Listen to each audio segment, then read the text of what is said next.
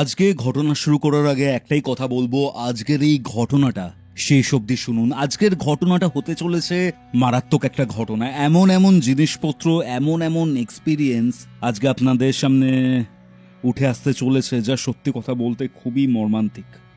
কি ঘটেছিল না ঘটেছিল, ইচ অ্যান্ড এভরিথিং আজকের এই ঘোষলি কল রেকর্ডিং এ আপনারা জানতে পারবেন। একটি মেয়ে যখন আর মা হতে পারে না, তখন তার মধ্যে কি চলে। কোনো প্রেগনেন্ট মহিলা তার সাথে যখন কেউ প্রেগনেন্ট থাকাকালীন শারীরিক সম্পর্ক স্থাপন করতে চায়, যে হয়তো কখনোই মানুষ নয়, মানুষরূপী, যখন নিজের মায়ের চোখের সামনে নিজের পেটের মধ্যে, নিজের গর্ভের মধ্যে তিলে তিলে গড়ে ওঠা 7 মাসের বাচ্চা, যমজ বাচ্চা খুন হয়, তখন কি কি হতে পারে সবটাই আজকে জানতে পারবেন। আপনারা যারা যারা আজকের এই এপিসোড শুনছেন, তারা কোথা থেকে শুনছেন কমেন্ট করে জানান। এবং হ্যাঁ, আপনারা যদি আমার থেকে কোনো স্পিরিচুয়াল বা অ্যাস্ট্রোলজিক্যাল হেল্প চান, যোগাযোগ করুন আমাদের অফিসিয়াল হোয়াটসঅ্যাপ নম্বরে। এবং আপনার কোনো ঘটনা শেয়ার করতে চাইলেও যোগাযোগ করতে পারেন। নাম্বারটি হচ্ছে 6290675195। এই নাম্বারটি আপনারা ডেসক্রিপশন বক্স এবং কমেন্ট সেকশনের একদম পিন কমেন্টে পেয়ে যাবেন, এবং অন স্ক্রিনও দেখতে পাচ্ছেন। তাহলে চলুন কথা বাড়াচ্ছি না, সরাসরি চলে যাচ্ছি কিউরিও ফাইটের ঘোষলি কল রেকর্ডিং সিরিজের মারাত্মক একটি হরর পডকাস্টে। কিউরিও ফাইট প্রেজেন্টস ঘোষলি call recording, a horror audio documentary by Kaustav Kumar. এবার ভয় পাবে তুমিও।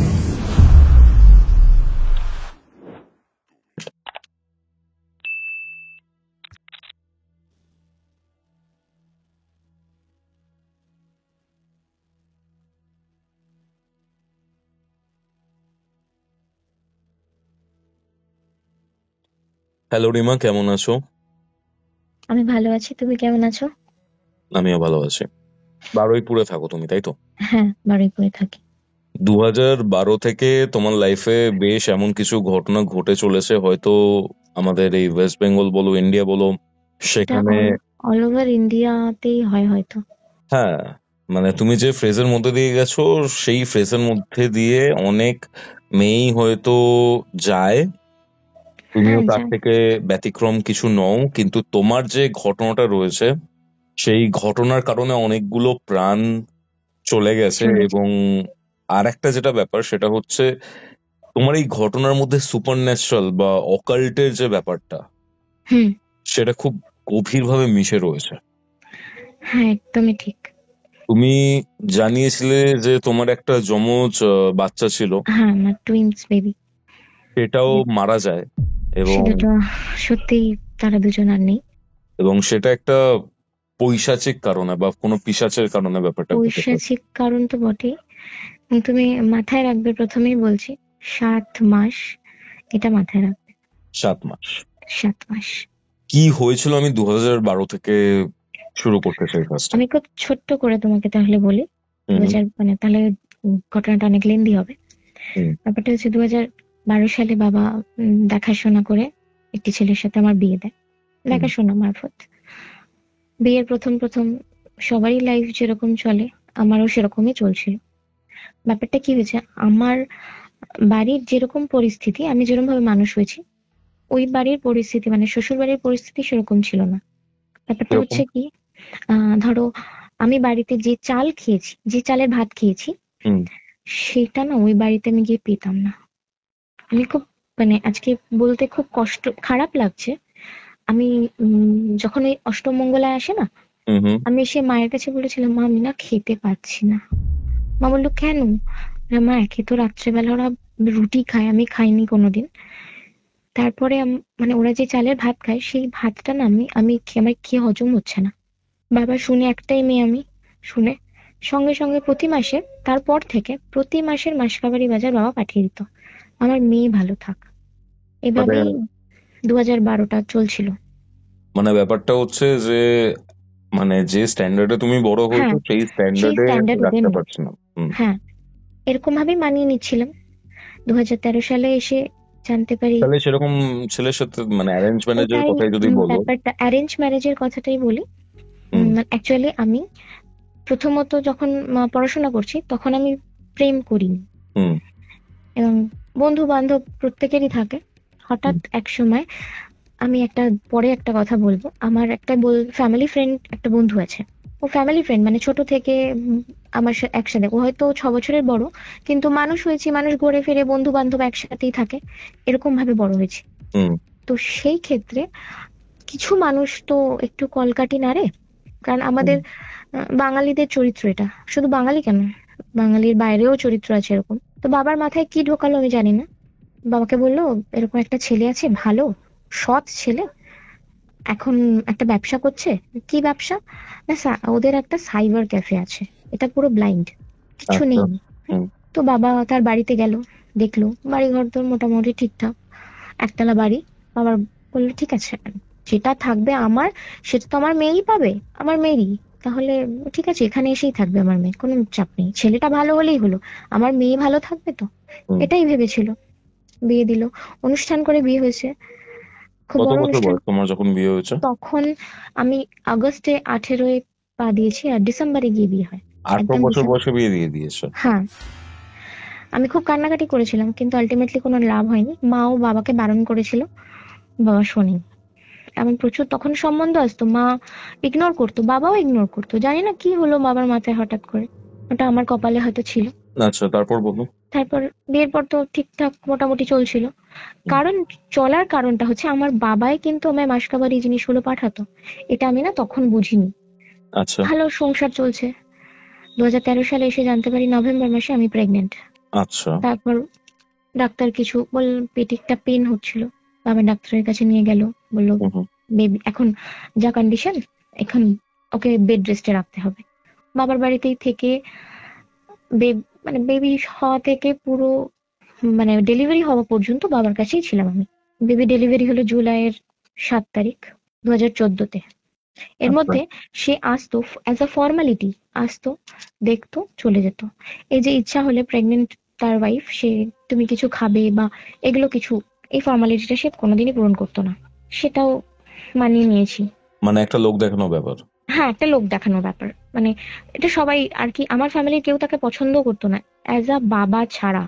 বাবা খুব ভালোবাসতো, যেহেতু মানে বাবার সামনে ওর প্রতিচ্ছবিটা এরকম যে ও খুব সৎ। আচ্ছা এইভাবেই চলছিল। ছেলে হওয়ার পর 6 মাস কাটিয়ে বাবার বাড়ি থেকে ওখানে গেলাম, হুম হুম শ্বশুর বাড়িতে।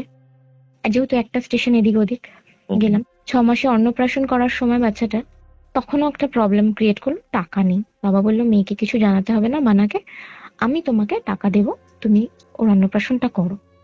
মায়েরও তো একটা আশা থাকে বা আমাদেরও তো একটা আশা থাকে। স্বাভাবিক। সেটা সেটা হলো, ওখানেই হলো, বাবাই টাকা দিল, আমি জানলাম না। মানে শ্বশুর বাড়িতে অন্নপ্রাশন হয়েছিল? হ্যাঁ, শ্বশুর বাড়িতে অন্নপ্রাশনটা হলো। আচ্ছা সেখান ছেলে হয়ে যাওয়া তারপর থেকে শুরু হলো অত্যাচার। কারণ দেখো, একটা মানুষ কতটা করতে পারে আমার বাবা। তারপরে হঠাৎ একদিন আমার বাবাকে বলা হয় যে আমাদের একটা সাইবার ক্যাফে আছে, জানো তো, বারুইপুর স্টেশনের কাছে। মানে তোমাদের মানে হ্যাঁ, নিজেদের? আমার বাপের বাড়ি, মানে আমার বাবার ওটা। হুম হুম আমিও যেতাম ওখানে, সময় কাটতো। হুম তো ওখানে ওটা আমার আমার নামে না করে, ওটা আমার তখন বাবা, মানে বাবার বাড়ি, বাবার যেখানে জায়গা টায়গা আছে, বাবা সেগুলো নাম এদিক ওদিক করছিল, মায়ের নামে কিছু, আমার নামে কিছু। হুম বললো ওটা আমার, ডাইরেক্ট বাবাকে বললো যখন আমার নামে করে দাও। বলছে কেন, আমার মেয়ের থাক, বাবা হেসেই বলেছে তোমার থাকবে, তাহলে তোমাকে আমি আমার আলাদা করে দেওয়ার কি আছে। হুম। কিন্তু ব্যাপারটা ওই যে বাবা না করলো, এটার অত্যাচার আমার উপর শুরু হলো। আচ্ছা ফিজিক্যালি, মেন্টালি টর্চার কন্টিনিউয়াসলি হচ্ছে। আমি মারতো মাকে তোমাকে? হ্যাঁ, হ্যাঁ মারতো, রীতিমতো গায়ে হাত তুলতো। একদিনে তো এমন গেছে, আমাকে মানে মেরেছে, গলায় ওড়নাটা দিয়ে চিপে ধরেছিল, আমি প্রায় মানে নিঃশ্বাস বন্ধ হয়ে যাচ্ছিল। আচ্ছা কোনো রকমে ছাড়িয়েছি। গলায় একটা সোনার চেন পরে থাকতাম, সেটা ছিঁড়ে নিয়ে নিল। আমার যেসব গয়নাগাটি বাবা দিয়েছিল সব বন্ধক দিয়ে দিল, বা বিক্রি করে দিয়েছে, আমি জানিও না। আজও তার কোনো খোঁজ নেই। হুম আমি কোনো ক্লেমও করিনি ডিভোর্সের পর। ওগুলো গেল। এরকম ভাবে বছরটা না এগোতে থাকে, আচ্ছা এইভাবেই আচ্ছা অত্যাচার হতে হতে। কি ভাবলাম জানো তো, যে সংসার তো, একটা সংসার ভেঙে যাবে আমার, থাক বাবাকে কিছু বলবো না, মাকে বলি, মা যদি কিছু বোঝাতে পারে। মা বোঝাতে গিয়ে মা ট্র্যাপে পড়লো, মার কাছ থেকে টাকা নিতে শুরু করলো, মেয়েকে ভালো রাখবে, এই করবে ওই করবে, হ্যানা তেনা। আমার একটা ক্রেডিট কার্ড ছিল, সেটাও নিল। ইউজ করতো, ক্রেডিট কার্ডের বিল পেমেন্ট করতো না। এইসব হতে হতে কয়েকটা বছর এরকম ভাবেই কাটছে। 2019 সালে এসে একদম ফার্স্টের দিকে, জানুয়ারি মাসে, আমি তখনও শ্বশুর বাড়িতে, আমার বাড়িতে একটা সকালবেলা 7টায় ফোন যায়, মা বললো দিদিমা এক্সপায়ার করে গেছে, তুই চলে আয়। আমাকে বাড়িতে আটকে দেওয়া হলো, মারা গেছে কেন যাবে? আরে আমার দিদিমা মারা গেছে, আমাকে যেতে হবে না? মানে আমি দেখতে যেতেও দিচ্ছে না? না, যেতে দিচ্ছে না। আচ্ছা। আমার শ্বশুর মশাই খুব ভালো, এখনো বলবো ওনার, আমি, উনি আমার সাথে নেই বা আমার এখন সংস্পর্শে নেই, সম্পর্কেও নেই, সরি, কিন্তু উনি ভালো মানুষ ছিল। বললো কি রে, ওর বাড়িতে একটা এত বড় বিপদ, ওকে যেতে দিবি না মানে? তুই যা, আমি বলছি তোকে, তুই যা। আমি সেই মুহূর্তে ইম্পর্টেন্ট কটা ডকুমেন্টস ব্যাগের মধ্যে রেখেছিলাম, জানি না কি মাথায় চলছিল, গয়নাগাটি কিন্তু নয়, শুধু ডকুমেন্টস কথা ব্যাগে রেখে ছেলেটাকে কোলে করে নিয়ে আমি বাপের বাড়ি আসি। বাপের বাড়ি আমার কাকিমা আছে, কাকিমার কাছে ছেলে দিই। হুম। 16ই জানুয়ারি দিদিমা এক্সপায়ার করে, দাহ কার্য সেরে শ্মশান থেকে, আমিও শ্মশানে যাই হুম। এবং শ্মশান সেরে বাড়ি আসি। তারপরে তোমার হয় শ্বশুর আমার, বাড়িতে কে কে ছিলেন? আমার শ্বশুর বাড়িতে শ্বশুর শাশুড়ি আর আমার হাজবেন্ড, আর কেউ নেই। আচ্ছা আচ্ছা আর কেউ নেই, যে ননদের অত্যাচার এটা না, শাশুড়ি। আচ্ছা। তারপর দিদিমাকে দাহ করে আসার 2-3 দিন পর থেকে না আমার গা ব্যথা হয় খুব, হুম। প্রচন্ড গা ব্যথা হয়। দেখলাম মানে মায়ের দয়া হয় না, পক্স, হুম হুম। পক্স হয়। মা সেই সব, মা ছাড়া কে করবে, মাই এগুলো করলো। করার পর লাস্ট মোমেন্টে না আমার মুখ থেকে রক্ত উঠলো হঠাৎ। পক্সের মধ্যে? হ্যাঁ, পক্সের মধ্যেই মুখ থেকে যেমনি রক্ত বেরোলো, নাক থেকে, মানে ঝরঝর করে, অনেক সময় শরীর গরম থেকেও হতে পারে, কিন্তু মুখ থেকে আর কান থেকে কেন বেরোবে, এটা আমার মায়ের খটকা লাগে। হুম। তখন আমার মা আমাকে তোমার ইয়েতে নিয়ে যায়, পিয়ারলেসে নিয়ে যায়। হুম হুম। ওনারা ঢোকার সাথে সাথে আমার কন্ডিশন দেখে বললো মেরেই তো নিয়ে এসছেন, কিন্তু বাহ। কুস্তব, মানে ওনারা হাচমকাই কথাটা যখন বললো না, আমার মা পুরো শকড, যে কেন? বলছে ওনার তো বোধহয় একটা স্ট্রোক হয়ে গেছে, মানে ওরা কিছু চেকই করলো না, বলেই দিল এটা। আচ্ছা। তারপরে একজন ডাক্তার আসলো, একজন লেডি ডক্টর, উনি বললো না, প্রেশারটা ঝট করে বেড়ে গেছে, এমন কি কিছু হয়েছে? মা বললো না, ওর তো এরকম পক্স ছিল। বলছে মেডিকেল কন্ডিশন কখন কি হয় বলা যায় না, 2 দিন অবজারভেশনে রাখবো, হুম হুম। তারপর দেখবো কি করা যায়। 2 দিন অবজারভেশনে রাখার পর আমি ছুটি চাইলাম, হুম হুম। আমি শরীর ঠিক বলে আমার ছুটি দিল, এবং শিব চতুর্দশীটা ছুটিটা চেয়েছিলাম শিব চতুর্দশীটা কাটাবো বলে। আচ্ছা। চতুর্দশী মা বললো উপোস করবে না, তুমি কাটারেও ঠিক করেছো, তুমি কিন্তু উপোস করতে পারবে না, তোমার এরকম শরীর খারাপ। বললাম না মা, আমি করবো না, আমি শুধু থাকবো বাড়িতে। মা কোনো বছর শিব চতুর্দশীতে উপোস করে না কুস্তব, মা সেই বছরে 2019-এ উপোস করলো, আমি করিনি বলে। আচ্ছা। উপোসটা করার পরেই মায়ের মানে হঠাৎ সন্ধেবেলা 6টা দিকে মায়ের বুকে খুব যন্ত্রণা করে, এবং বুকের যন্ত্রণাটা পেটে করছে, মনে হচ্ছে, আস্তে আস্তে দেখি দুমড়ে গেছে। মানে? মা মানে বুকে যন্ত্রণা বলে মা বলছিল, আস্তে আস্তে যন্ত্রণাটা বাড়তে বাড়তে মা পুরো পেটটাকে পুরো দুমড়ে, যেমনি মানুষ কুঁজো হয়ে যায় না, ওরকম কুঁজো হয়ে গেছে। আমি আর বাবা সঙ্গে সঙ্গে হসপিটালাইজড করি বারুইপুরের মহকুমা হসপিটালে। সেখান থেকে ওনারা বলে আমরা পারবো না, আপনারা নিয়ে যান। আমি না শুধু বাবার মুখের দিকে স্টিল তাকিয়েছি, কি হবে, ভাবছে চল নিয়ে যাই। ঠিক কামালগাছির মোড়টা, অ্যাম্বুলেন্সে নিয়ে যাচ্ছি, কামালগাছির ঠিক মুখে মা একটা এরকম ভাবে একটা শ্বাস টানলো, টেনে ছাড়লো। আমার বাবা তখন বললো আর অন্য কোথাও না, পিয়ারলেস, তুমি জোরে গাড়ি চালাও। অ্যাম্বুলেন্স যে দাদাটা ছিল, সৌগত দা, তাকে বললো, বলছে হ্যাঁ কাকু, আমি যত তাড়াতাড়ি সম্ভব পৌঁছাবো। মা আমাকে ডাকলো, ডেকে বাবা আর আমি পাশে বসে আছি মায়ের। বাবা বলল যে কি হয়েছে বলো, কিছু বলবে? বলছে আমার মেয়েকে আর ওই বাড়ি পাঠিও না, মেরে দেবে, এইরকম ভাবে মা বলল। ওই মায়ের কথা শেষ, আর মা কিন্তু কথা বলেনি। পিয়ারলেসে ভেন্টিলেশনে দেওয়া হলো মাকে, সঙ্গে সঙ্গে হুম শক দেয়, হুম। হুম। শক দিচ্ছে, 3বার দেওয়ার পর হঠাৎ একটু সেন্স ফেরে আঙুল দিয়ে ইশারা করছে, ডক্টর বলল আপনার বাড়ির লোককে ডাকছে মনে হয়। বাবা গেল, বাবাকে ইশারা করছে, আমার কথা বলছে, আমায় ডাকলো, এবং আমি যে বন্ধুর কথা বলছিলাম তোমাকে, হুম হুম। ওকে ডাকলো ইশারা করে করে। আমাকে, বাবাকে বলল আমার মেয়ের হাতটা এর হাতে দিয়ে গেলাম, আচ্ছা। সেই কথা বললো, এই হাতে দিয়ে গেলাম, ওদিকে মেয়েটাকে পাঠিও না, মেরে দেবে। মানে মৃত্যুর আগে একটাই কথা বলেছে যে ওখানে আমাকে মেরে মেয়েকে আর দেবে। পাঠাবে না, আমার মেয়েকে মেরে দেবে। আর বাবু বলে ডাকতো আমার যে বর্তমান হাজবেন্ড, হুম, ওকে হুম। বাবু, তুই ওকে দেখিস, তোর হাতে দিয়ে গেলাম। এই মাস মাস শেষ, আমাকে বের করে দিয়ে আসলো। মার নেই তখন, মা মারা গেছে। ওই মানে কথাটা যখনই ভাবি না, আমি নিজেও বুঝতে পারি না আমার যে কি হয়। আমি বাড়ি আসলাম, মাকে নিয়ে বাড়ি আসলো। সেই সময়কারও একটা ঘটনা আমি পরে বলবো তোমায়, অন্য কোনো সময় বলবো। মাকে দাহ করতে গেলাম, আমি মুখাগ্নি করেছি, 16 দিনে কাজ করেছি যেমনি একটা ছেলে করে। সেই সময় জানতে পারি গয়নাগাটি, মার ফিক্সড ডিপোজিট, মার ব্যাংকের রাখা টাকা সব সে নিয়ে নিয়েছে অলরেডি। প্রথম পক্ষের হাজবেন্ড হ্যাঁ, কিভাবে নিল ব্যাপারটা? মাকে ভয় দেখিয়ে যে তোমার মেয়ে, আমার মাকে ভাবে এসে থ্রেট দিয়েছিল একবার, আমি সেটা শুনেছিলাম।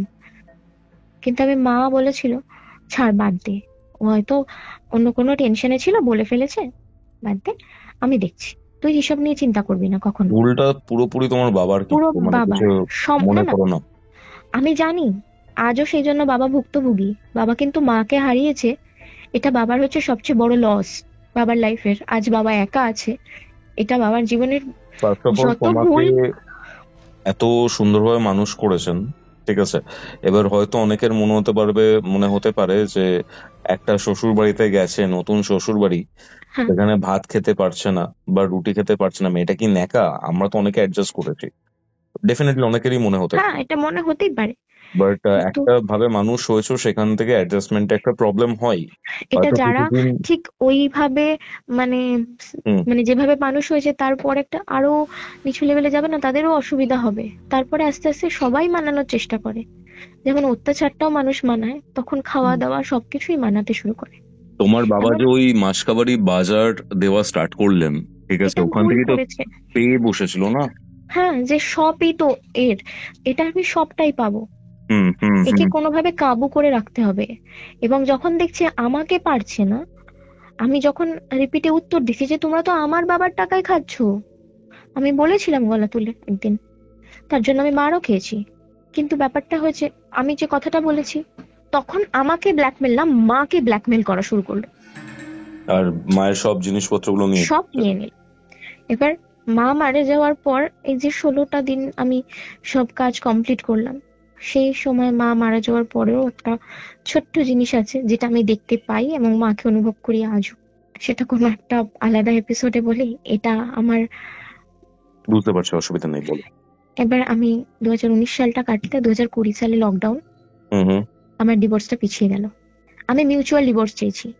এমন একটা কথা এবার তোমাকে বলবো যে তুমিও শকড হয়ে যাবে, মানুষ তো অনেক কিছুতে ন্যাকা ভাবতে পারে, এই জায়গাটায় এসে মানুষটা থমকে যাবে। আমি ডিভোর্স নিতে যখন গেছি, আমি মিউচুয়াল চেয়েছি এবং আমি আমার ছেলেকে আমার কাছে রাখার অ্যাপিল করেছিলাম। আমি কিচ্ছু চাই না। আমার হাজবেন্ড, এক্স হাজবেন্ড, কোর্টে এসে বলল আমায় 5 লাখ টাকা দিলে আমি ছেলেটাকে ছেড়ে দেবো। তুমি বুঝতে পারছো তার মেন্টালিটি কতটা নীচ? অমানুষ নাকি? আমি কি আমার পেটের সন্তানটাকে বিক্রি করছি? আমার উকিল তো খুব থাবড়ে উঠলো এবং আমার বিয়ের দিন যে রেজিস্ট্রি ফর্মে আমায় সই করিয়েছিল সেইটা জালি, রেজিস্ট্রি নয়, রেজিস্ট্রি হয়নি। উকিলটাও ফ্রড, আমার husband V, ex husband V fraud. কি অবস্থা? যখন ওই মানে রেজিস্ট্রি পেপারটা দিই না উকিলকে, কারণ ওর কাছে কোনো প্রুফ ছিল না, আমি নিয়ে বেরিয়ে এসেছিলাম, সেটা যখন দিই না, সে জাজের কাছে ছুঁড়ে মারে এবং ওকে জাজ বলে দেয় যে বাচ্চা কোনোভাবেই তোমার কাছে যাবে না, ও মিউচুয়াল ডিভোর্স চেয়েছে, পারলে ওর জিনিসগুলো আমাকে দিয়ে দাও, কোর্টের হাতে হ্যান্ড ওভার করো, পুলিশকে নিয়ে আসো। তো আমার বাবা বলল মনে করো ভিখারিকে দান করেছো, কোনো জিনিস তুমি নেবে না, ছেড়ে দিয়েছি শুধুমাত্র বাচ্চাটার খাতিরে। তার মুখের দিকে তাকিয়ে যে ছেলেটা তো আমি পেয়েছি, আর পাই তো আমার সবচেয়ে বড় সম্পদ, আমি ছেড়ে দিলাম। এভাবে বাবার কাছেই থাকছিলাম, চলছিল নর্মাল লাইফ যেরকম চলে।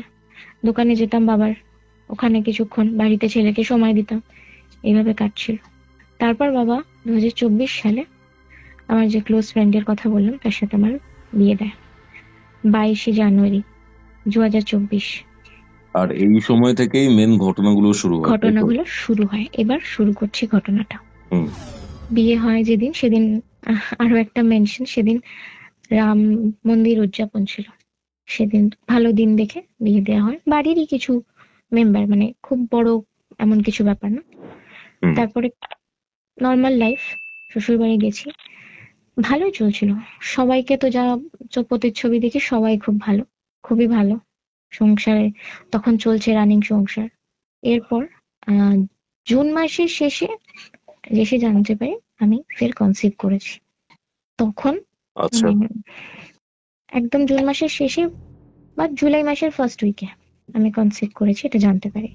তো ডাক্তারের কাছে রীতিমতো যাই, আল্ট্রাসাউন্ড হয়, ওখানে দেখা গেল যে সিঙ্গেল লিভ থাকে তো প্রেগনেন্সি, ওখানে টুইন্স লিখে দিই। আমি খুব খুশি। আমি বললাম না, মানে যে ডক্টরকে দেখাতাম উনি পাটুলিতেই, বিআরডব্লিউএস এ উনি বসতেন, ওনাকে দেখাতে যেতাম রেগুলার, মানে তখন কন্টিনিউয়াসলি, মানে তো এক সপ্তাহ পর পর চেক আপ চলছিল, ইনজেকশন চলতো, কারণ বাচ্চা দুটো একটু উইক ছিল। আমার শরীরে না ততটা জলের প্রয়োজন, ততটা জল ঠিক হচ্ছিল না, জল শরীর, ম্যাম বলছিল বারবার জল কমে যাচ্ছে, জল কমে যাচ্ছে, এত কম জল খাচ্ছ কেন, তোমার কি অন্য কোনো প্রবলেম হচ্ছে? বললাম না ম্যাম, আমার তো অন্য কোনো প্রবলেম হচ্ছে না, তবে না আমার খুব মাথা ধরছে, মাথার পিছন দিকটা শুধু ভারী ভারী লাগছে। বলছে অনেক সময় প্রেগনেন্সিতে হতে পারে। ঠিক আছে। বলছে এইবার শুরু হলো অন্যরকম জিনিসপত্র, মানে যেটা আমি ও নিজেও ভাবতে পারিনি যেটা আমার সাথে হবে এরকম ভাবে। ঠিক 3 মাস যখন আমি প্রেগনেন্সি রানিং, একদিন সবাই বাড়িতে, বাড়িতে তো রাত্রেবেলা সবাই বসে একসাথে খাওয়া দাওয়া করি আমি। মানে এখানে মোটামুটি সবাই ভালো, ঠিকঠাক? হ্যাঁ, হ্যাঁ, ঠিকঠাক, এখনো পর্যন্ত সব ঠিকঠাক। এবং আরেকটা জিনিস তোমাকে বলি, আমার ছোট ননদ নন্দাই অ্যাক্সিডেন্টালি তারা নেই। আচ্ছা, আচ্ছা। আমার হাজবেন্ডের বাবা মাও নেই, ওনারাও আমার বিয়ের অনেক আগেই মারা গেছে। এবং ছোট ননদ এবং নন্দাইয়ের একটি মেয়ে আছে, যে বর্তমানেও আমার কাছে আছে, এবং তাকে আমি আগে থেকেই প্রচন্ড ভালোবাসতাম। সে আমার মেয়ের মতো এখনো আমার কাছেই আছে। এটা বলে রাখছি, তার একটা কারণ আছে, পরে যে বুঝতে পারবে। এবার ঠিক 3 মাসের পর থেকে আমার সাথে মানে একটা অদ্ভুত জিনিস হতে শুরু করে। সে অদ্ভুত জিনিসটা হচ্ছে, মাঝে মধ্যে আমার মনে হতো আমাকে না কেউ, আমার দোতলা বাড়ি, আমার উপরের ঘরে যে দরজাটা, সেটা মানে দরজার কাঁটাটা আছে, দরজাটা বন্ধ নেই, মানে দরজার পাল্লা নেই, দুটো ঘর সামনাসামনি, আমার ঘরের ঠিক সামনে ঠাকুর ঘর, ওখানে একটা মানে ঘরটার ঠিক আরেকটু আউটসাইডে গিয়ে আরেকটা বিছানা, যেখানে বর্তমানে এখন আমার হাজবেন্ড থাকে। আর আমি ছেলে মেয়েকে নিয়ে উপরের ঘরে থাকি। বাড়িতে মা নেই যখন, বাবা আর ঠাকুমা নিচের ঘরে থাকে। আমি মনে হতো যে আমি হয়তো বিছানায় বসে আছি, তো মনে হচ্ছে কেউ আমাকে দেখছে। আর এটা আমার ছোটবেলাকার অভ্যাস, যে মনে হতো যেন কেউ দেখছে বা কেউ সাট করে চলে গেল। আমি এগুলোকে মনের ভুল ভাবতাম। তারপরে মা ভাবতাম দোষ, এসব কিছু হয় না, ও সব আমি ভুল ভুল ভাবছি। কারণ আমি এটা মনে করতাম আমার ঘরের সামনেই তো ঠাকুর ঘর, কে আসবে, তারও কি ভয় নেই, এইসব চিন্তা করতাম। 3 মাসের তখন রানী, তখন সবাই বললো এখন না খুব একটা বাইরে বেরোবি না হুট করে। আর ওই যে তুলসী তলার মাটি কোথাও বেরোলে ঠাকুমা দিয়ে দিত।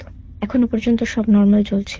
কি হলো একদিন, প্রচন্ড শরীর খারাপ হলো আমার, মানে কিরকম বলবো, হঠাৎ ওই রকম কেউ পাস হয়ে গেল, মনে হলো আমি কাউকে দেখলাম, জাস্ট স্টিল। আমি ওখানে বসে চিন্তা করছি আমি আদৌ কি ঠিক দেখলাম। তখন না হঠাৎ করে দরদর করে ঘাম, শরীরের মধ্যে একটা অস্বস্তি। আমার হাজবেন্ড বললো তুমি না বেশি চিন্তা করছো, কেন এসব চিন্তা করছো?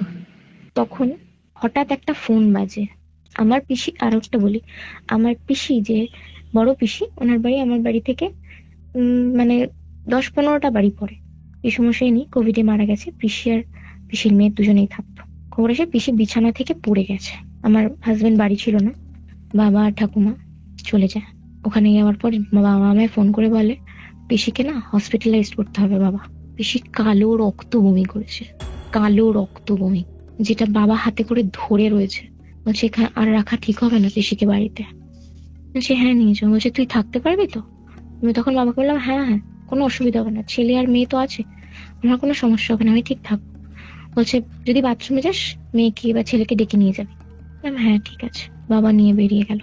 বাবা সারা রাত কেপিসি কাটিয়ে বাড়ি ফিরলো সকালে। সকালে না, সরি, আমার এখানে বলা ভুলেছে।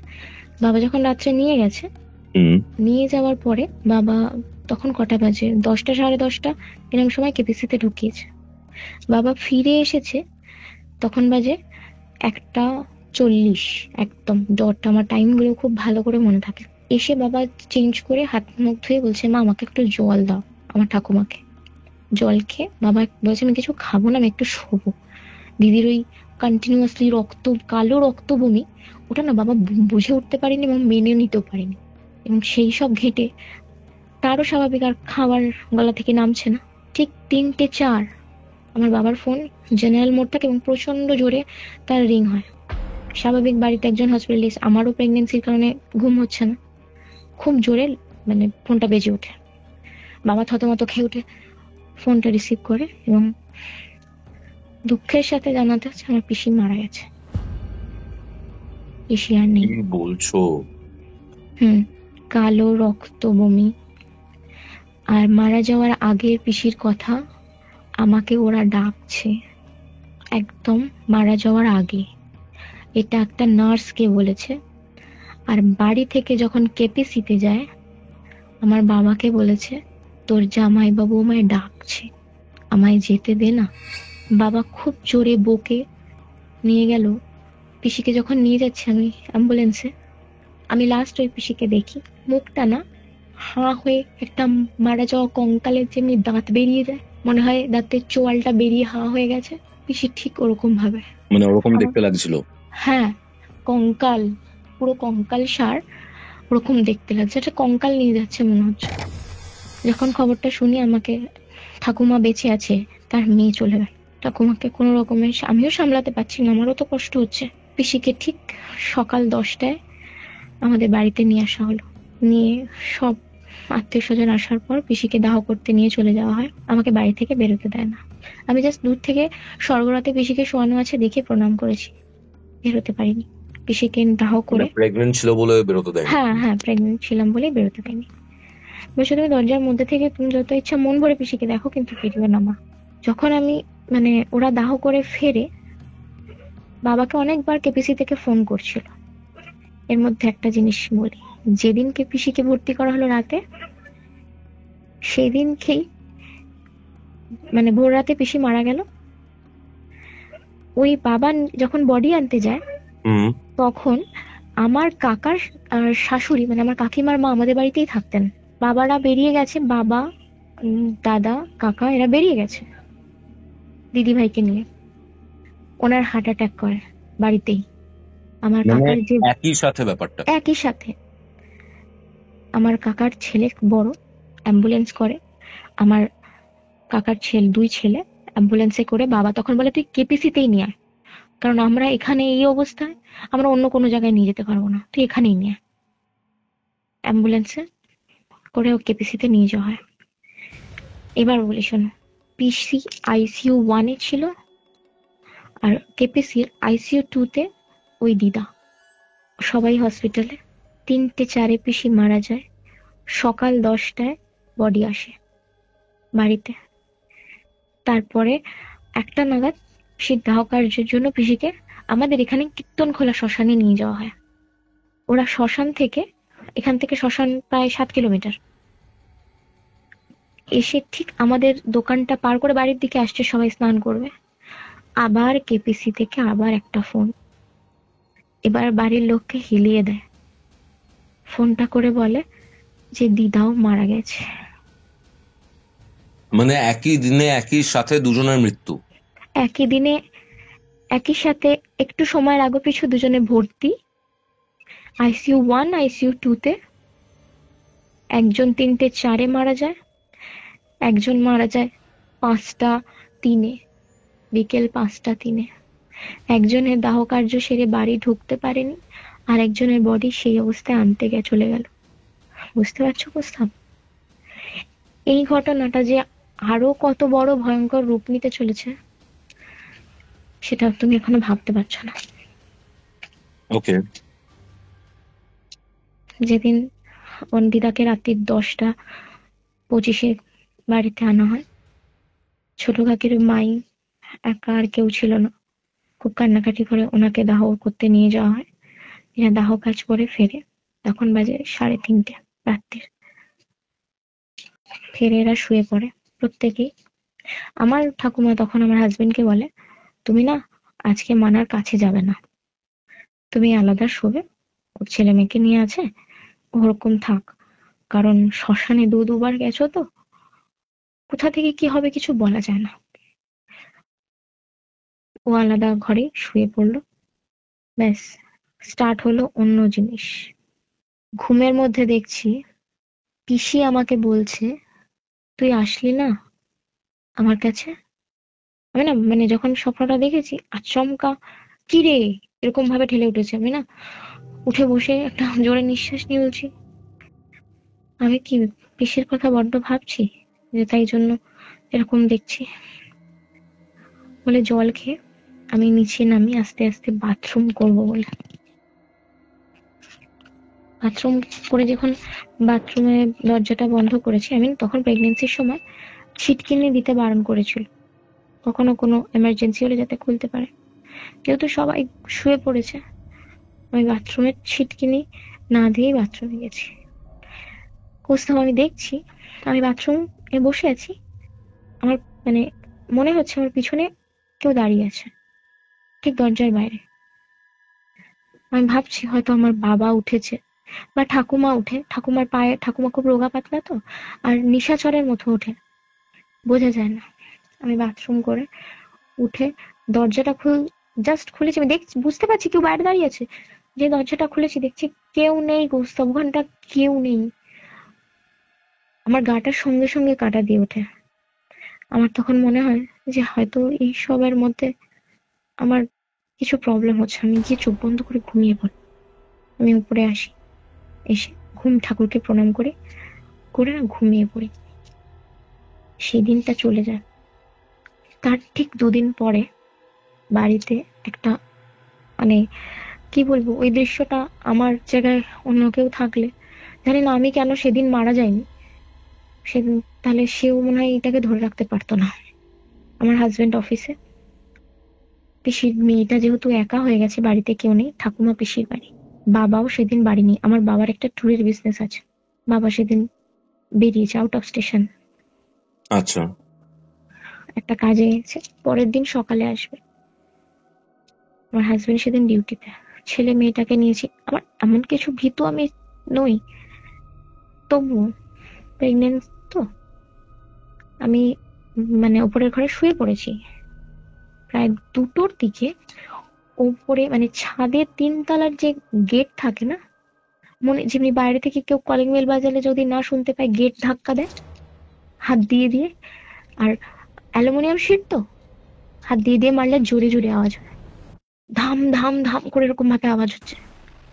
আমি তখন ভেবেছি ছাদে কি কেউ, চোর তো এত আওয়াজ করবে না, তাহলে ছাদে কি কুকুর বিড়াল কিছু।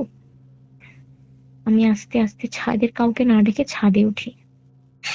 ছাদের ঠিক যেখান থেকে ছাদের দরজাটা খুলবো তার পাশে ইটের যে দেওয়ালের মধ্যে না ওপরটা প্লাস্টার করা নেই, ওই যে প্লাস্টার করার জন্য যে ফাঁকাগুলো রাখা থাকে না, যেখানে বাঁশ দিয়ে প্লাস্টার করা হয়, হ্যাঁ, হ্যাঁ, হ্যাঁ, হ্যাঁ। ওই একটা গর্ত খোলা, সেখানে একটা ইটের টুকরো প্লাস্টিকের র্যাপ করে ঢোকানো থাকে। আমার অভ্যাস ছিল মাঝে মধ্যে বৃষ্টি হলে আমি ওটা খুলে দেখতাম। সেদিনও সেম জিনিস করেছি, ওটা আস্তে করে আমি খুলি, এবং বাইরে যে ছিল সে আমার আসার অনুভূতিটা পেয়েছে, সে অনুভব করেওছে, সে বুঝেওছে আমি এসেছি। ওটা আমি খুলে দেখছি ঠিক জলের যে ট্যাঙ্ক, রিজার্ভারের জলের যে ট্যাঙ্ক থাকে না, ওই ট্যাঙ্কের পাশে না একটা ক্যারাচে করে বাঁশ বাবা এরকম ভাবে রেখে দিয়েছে যাতে মাঝে মধ্যে কেউ ট্যাঙ্কে উঠে ট্যাঙ্ক পরিষ্কার করলে সুবিধা হয়। আচ্ছা। ঠিক ওই জায়গাটায় একজন কেউ একটা বসে আছে, সে ভীষণ কালো। আমি তো ছাদের লাইট জ্বালাইনি, অন্ধকারে বা মানে একটা ফুটো থেকে দেখছি যে তার শরীরটা পুরো কালো, কিন্তু মনে হচ্ছে সে পুরো উলঙ্গ। মানুষ অবয়ব, স্বাভাবিক প্রথমে মানুষ কি ভাববে, আমি ভেবেছি চোর, কিন্তু মাথায় তখন এটা কাজ করেনি যে সে উঠবে কি করে ছাদে। আরে আমার ভেতরে তো সিঁড়ি, সে তো বাইরে থেকে কোনোভাবে তার কোনো প্যাসেজই নেই ওঠার। এসব মাথায় কাজই করেনি আমার। দেখছি সে না কন্টিনিউ মানে পড়তে বসে অনেক বাচ্চা দোলে দুলে দুলে পড়াশোনা করে, হুম, হুম, হুম। ঠিক সেম লেভেলে কন্টিনিউ দুলছে। আমি বলছি কি চোর, আমি একটা হাতে লাঠি নিই, যে গেটটা খুলে তাকে মারবো, সে পড়ে নিচে পড়ে যাবে না, কিন্তু চেঁচালে তো লোক তো আসতে পারবে। যেই মুহূর্তে ওই ইটটা আবার ওই গর্তটায় দিতে যাই না, আমি দুটো চোখ দেখি, যে দুটো চোখ আমি এখনো চোখ বন্ধ করলে বুঝতে মানে অনুভব করতে পারবো। এই সেই ছাদেই আমি বসে আছি, সেই দিকেই আমি বসে আছি এখনো, বসে তোমার সাথে ঘটনাটা শেয়ার করছি। চোখ দুটো কালো বিড়ালের যেমনি সবুজ চোখ, সবুজ চোখ থেকে যেন জ্যোতির ঠিকরে বেরোচ্ছে, এবং একটা ক্রস দাগ কালো মানে চোখের ভেতরেই, চোখের মানে মনির ভেতর, আচ্ছা মনিটা আচ্ছা। ভেতরে চোখটা পুরো যেন মানে সবুজ হলুদ, যে কিরকম একটা কালার যেন মনে হচ্ছে না চোখে দুটো লাইট ফিট করে দিয়েছে কেউ। আর তাতে একটা ব্ল্যাক ব্ল্যাক মানে কাটা চিহ্ন। আমি দেখে না আমি আর কিছু কথা বলতে পারছিলাম না, আমার হাত থেকে একটা পড়ে যায়। এবার আমি তখন চোখটা বন্ধ করে নিই, আমি জানি চোখটা খুলে যদি আমার মুখের সামনে চলে আসে আমি কি করব, আমি কি দেখছি, আমি ভুল দেখছি, লাঠি ইট হাত থেকে পড়ে যায়। এটা কি মানে দেখো, বুঝতে পারছি তুমি অনেক কিছুর মধ্যে দিয়ে যাচ্ছিলে, প্রেগনেন্ট, হরমোনাল চেঞ্জেসও হচ্ছে, এটা কি মানে কোনোভাবে হ্যালুসিনেট করতে পারো? মানে আমার লোকটা কিরকম হ্যাঁ, জামা কাপড় কি পরেছিল?